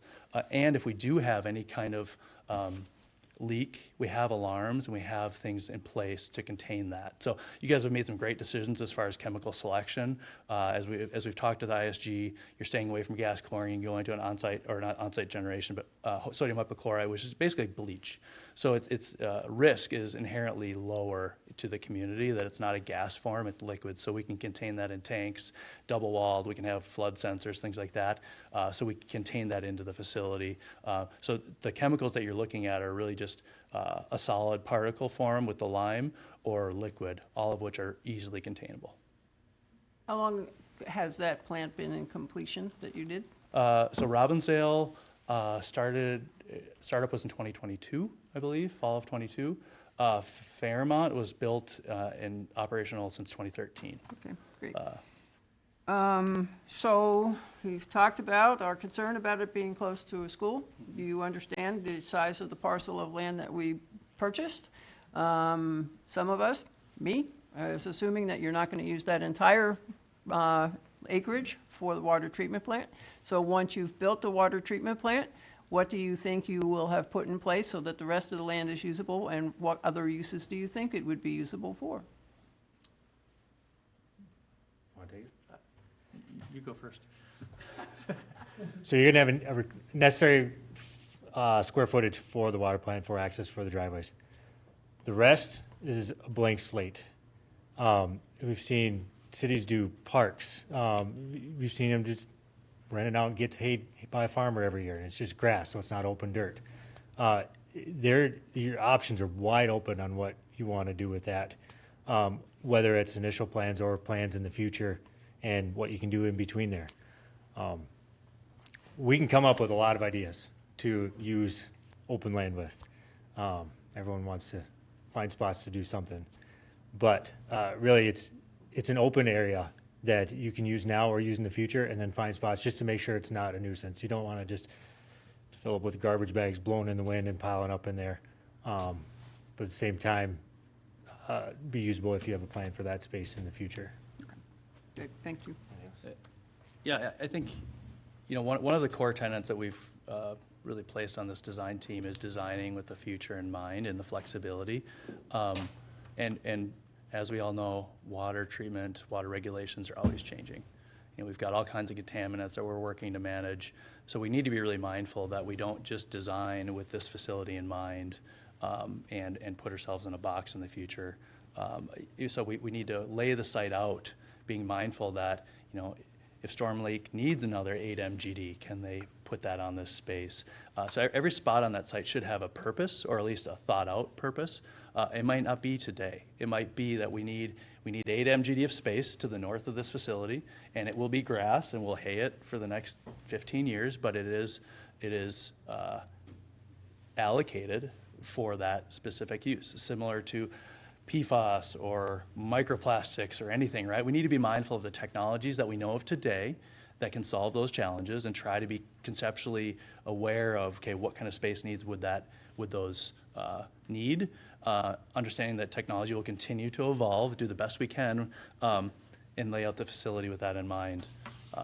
As far as other community assets on this site, I think that's a real discussion between city leadership and operations staff of, it is an operating water plant. It's a municipal infrastructure. It has some security requirements. So we also don't want to invite the community in a way that's not maintainable and manageable. So I think finding that balance is really important. And just, again, every spot on that site should have a plan. I just want to add, he mentioned PFAS. You have sampled for PFAS. You have no PFAS, no detection of PFAS in any of your wells or aquifers. Thank you, Shelley. I wasn't alluding to anything. Just so we don't take that and go. Aaron or Tom, this question might be best for you. How did you select the on-site project coordinator? Yeah, I'm happy to grab that one.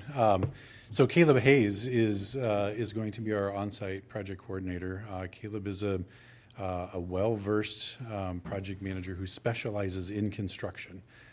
He doesn't do water treatment design. He doesn't focus on electrical, but rather he looks at the entire building envelope. So he's got experience with architecture, mechanical, electrical, a little bit on the treatment side of things. And he's, as the project is going through construction, he's coordinating with those discipline leads to make sure that information's being routed to the right folks, that questions are going to the right people, that challenges are being addressed before they become problems.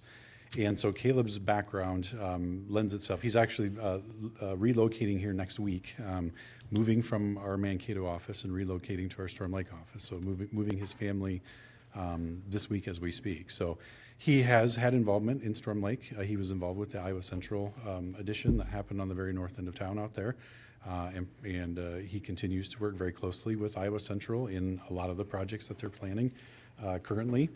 And so Caleb, we felt, was the best, most well-rounded individual to be able to, again, kind of take all of that flow of information, get it directed to the right people. And I think Ben might have mentioned it earlier, but we also have 3 other resident project representatives, or RPRs we call them, that have experience with construction. We know as this project starts to take place, we may have a treatment plant building going up and walls going up, and that's where Caleb's focus needs to be. And we may have another contractor that's working on putting in water main. And so we want to make sure that we've got adequate coverage on that aspect of the project as well. And so we've got folks that do that on the regular from our Storm Lake office there that are not only involved with construction, but they also have water operator licenses. And then additionally, to help support the project as best we can, particularly with our close proximity to the project, all of the survey that's needed for that project can come just right out of our office. When that contractor calls, they need stakes set for building corners or for that water main alignment. We can be out there, be responsive in a timely fashion, and provide that construction support to keep the project moving on task and on schedule. Thank you. I have one last question on my list, and then I think there'll be a couple of questions from the council. How do you advocate for the city, but also be fair and reasonable and find a resolution with the contractor?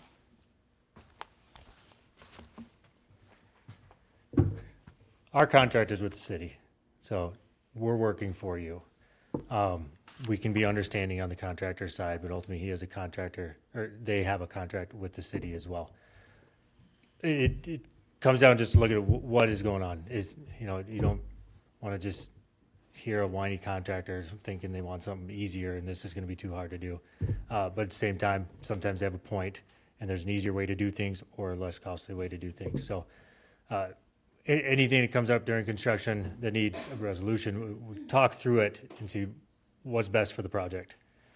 It could be something as simple as suddenly this piece of equipment or this part we need to put in is back ordered and it's now going to be a year before we get it instead of 2 weeks. So how do we work around this and make sure things keep moving forward? So it really depends on what is coming on and how do we work through that. Be understanding to the contractor, like I said, but we are representing you. We're working for the city. So our best interest is in the city and getting the project completed successfully. Thank you. For the city. I might have a little something. Go right ahead. I think this project is greatly unique in the fact that, we are looking at construction manager at risk as the delivery method. When you do a design bid build project, the engineers and architects are putting together all the plans. They're doing, doing all the calculations. They're designing the infrastructure, designing the buildings. And the contractor has never seen this before until we put it out for bid. And then the contractor and 20 other contractors pick up those plans. They review them, each have their own questions, each have their own interpretation of how that project might be constructed. And then they submit the lowest cost, or they submit their bids, and you all have to choose the lowest of the qualified bidders. And so automatically that has an opportunity to put particularly the engineer and the contractor at odds, because they weren't aware of the project when it was being designed, and now they're critiquing it and criticizing it and trying to protect themselves, and rightfully so, in how they would approach a project in constructing that project. The advantage of having the construction manager at risk is that contractor is now part of the design team. We're resolving those questions and those conflicts from day one, to Ben's point, from the 30% rather standpoint. But they're involved in the process, early in the process and continually in the process, so that as we're designing things, we're taking their input and getting constructability input from them on, are there ways that we can do this better, cheaper, faster, that benefits the city in this particular project. And so we have this more of a collaborative feel rather than kind of that adversarial, we get to fight over another change order, because they're part of the team as much as the city's staff is part of the team providing input during design reviews, as much as the engineers and architects who are designing the project are involved in the project. So it makes it a much more collaborative environment, and that reduces that stress and the animosity that comes with a more traditional design bid build project. Council, being aware of the time, are there any additional questions? Council Pearson, do you want to do some of your follow-up? Just real quick, I would like to. Okay. I worry about maintenance, so I'm worried about making sure that the building is designed so that when somebody's got to go in and replace a pump or control, that all of a sudden they're not tearing pipes out, they don't have to work in an awkward position where they risk getting hurt or anything. That would be a big concern in the design situation. I'll take that one. Let's jump to the 3D model. Is that Under operations focused design. And then click one more slide. There you go. So through the design process, we use a 3D model. It's hugely benefit to our team to walk through the process and see it in a 3D visual. We also understand we look at design plans every day. Someone who doesn't, looking at a 2D plan sheet, it's not as easy to picture a 3D building in your mind. So we're designing in a 3D model. When we walk through design, we're using this model to walk through with the city and city staff, so we can put you in perspective of this is what's in this room, this is what we need to access, these are the parts we might need to do maintenance on, as how high they are, low they are, or space around them. And looking at, specifically to your point, is our piping set up correctly where we can get pieces out of there without dismantling the whole thing? It sounds like you might be familiar with, if everything's flanged together wall to wall, nothing's coming out easy. So you want to identify in there if everything can be maintained fairly easily. I say that as a relative term because when you're getting in a larger pipe, easily is not usually a word that's used, but that it can be done without a whole lot more work than what it needs to be.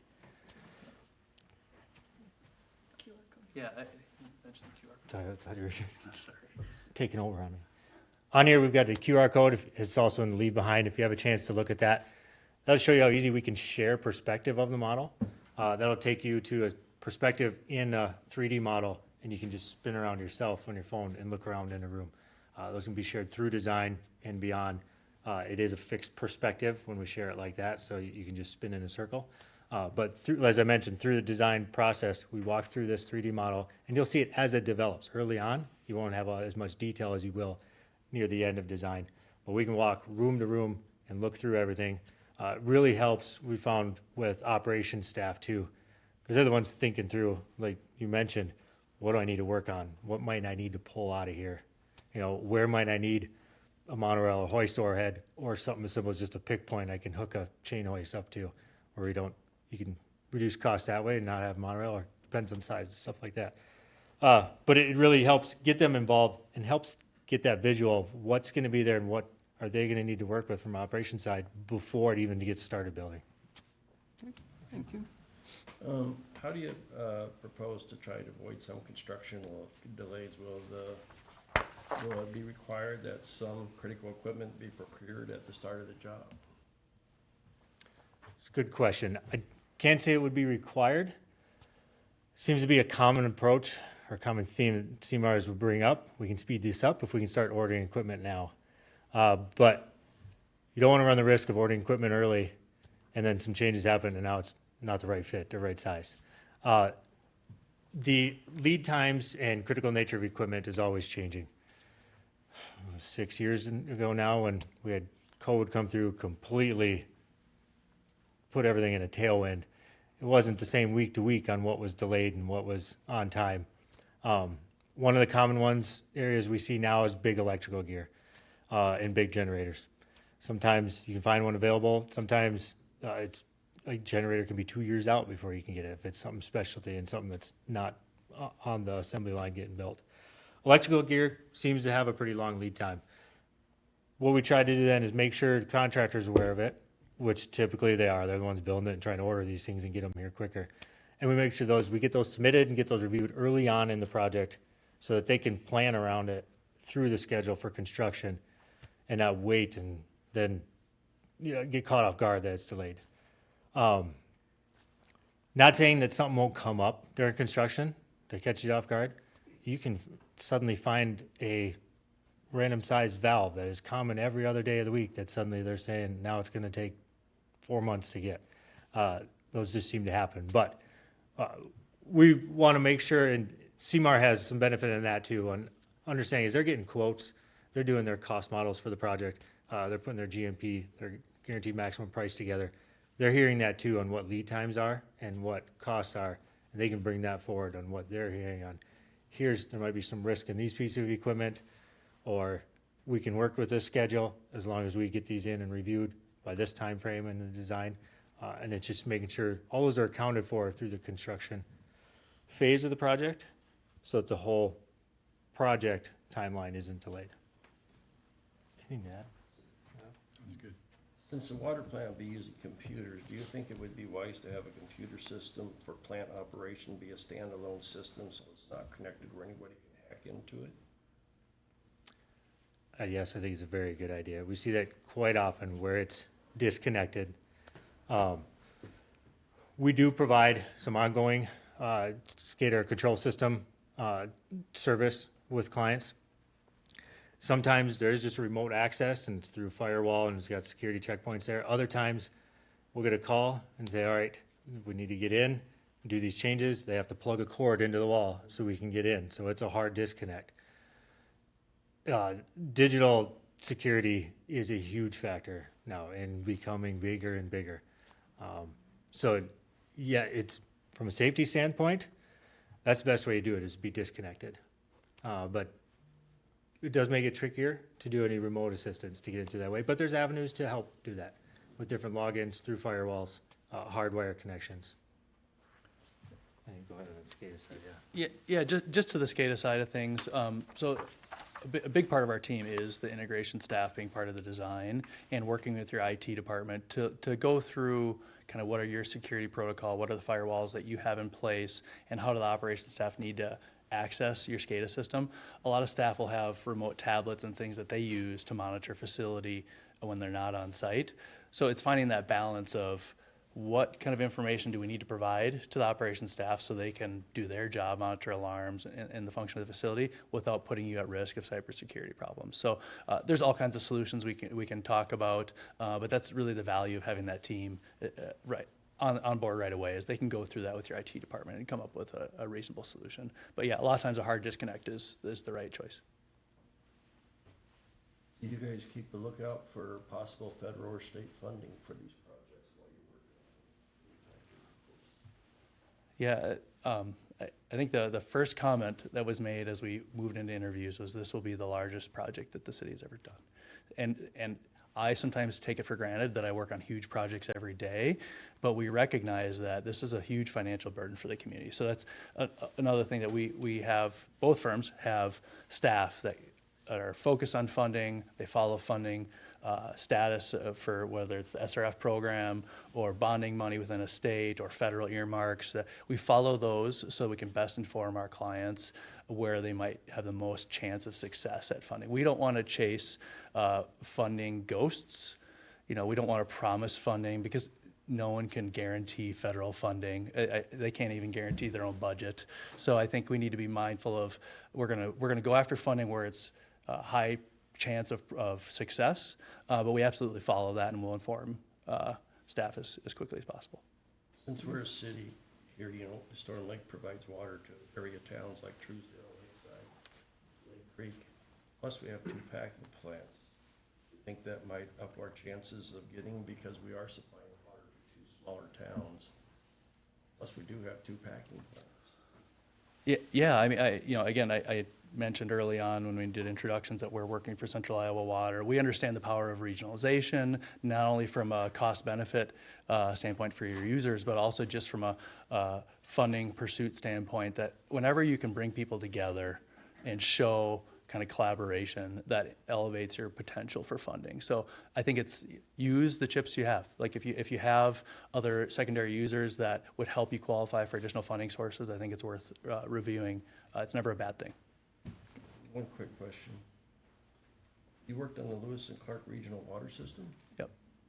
Both companies, or? AE2S. So AE2S does a lot of consulting for kind of that Sioux Falls area with both facilities, yeah. Okay. You were going to fall asleep, so I thought. No, I'm not. I'm actually wanting to go get something to eat, thank you. But, I'm way past that. yeah. Okay, that concludes our interview, so thank you very much for your interest in the project, and we will be considering all the materials and your responses. So have a good evening. Thank you. We greatly appreciate the opportunity to be here. Like I said, we've been invested and involved with your staff for a long time on this project, so we're super excited about where this goes and the opportunity to work with you moving forward. So thank you very much. Okay, thank you.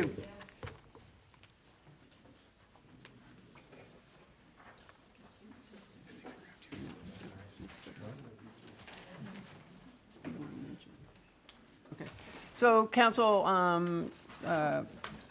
Ms. Navratil will just talk to us a little bit about next steps, and then we'll be done. You may go eat. Honorable Mayor and Council, I'll be quick. Y'all have a Scoring matrix in front of you. We have a lot to digest between tonight and June 1st, so if you want to complete that, we'll be using that for discussion starting June 1st. You don't want it tonight. Nope, I don't need it tonight. Well, Unless you're ready. Well, unless That if was you. gonna be a no. Oh. We were gonna say no to if you wanted to get it, but. That's gonna be too hard tonight. Okay. So we have Yes. homework. You have homework, and you need to do it sooner because you leave June 1st. That's true. Just a reminder. Okay, with that, and if there's no other, is there any other issues that the council wants brought forward for future work sessions or discussion? Yeah, I'd like to probably just, I mean, even before the events this weekend, I think we need to talk about the bikes, scooters, electronic bikes, scooters, the whole works, just figure out if there is anything we can do. I mean, I think we need to do better with education, but maybe look at, you know, regulating and those type of things as well. Agreed, so we will get that put onto the schedule as soon as possible. Yes, I felt like somebody had opened the gates this afternoon with all that I saw out on the streets. So, with that, council, I would entertain a motion to adjourn. So moved. Moved by Councilperson Reiner, second by Council Ramos. All in favor, say aye. Aye. We're adjourned. Thank you, everybody.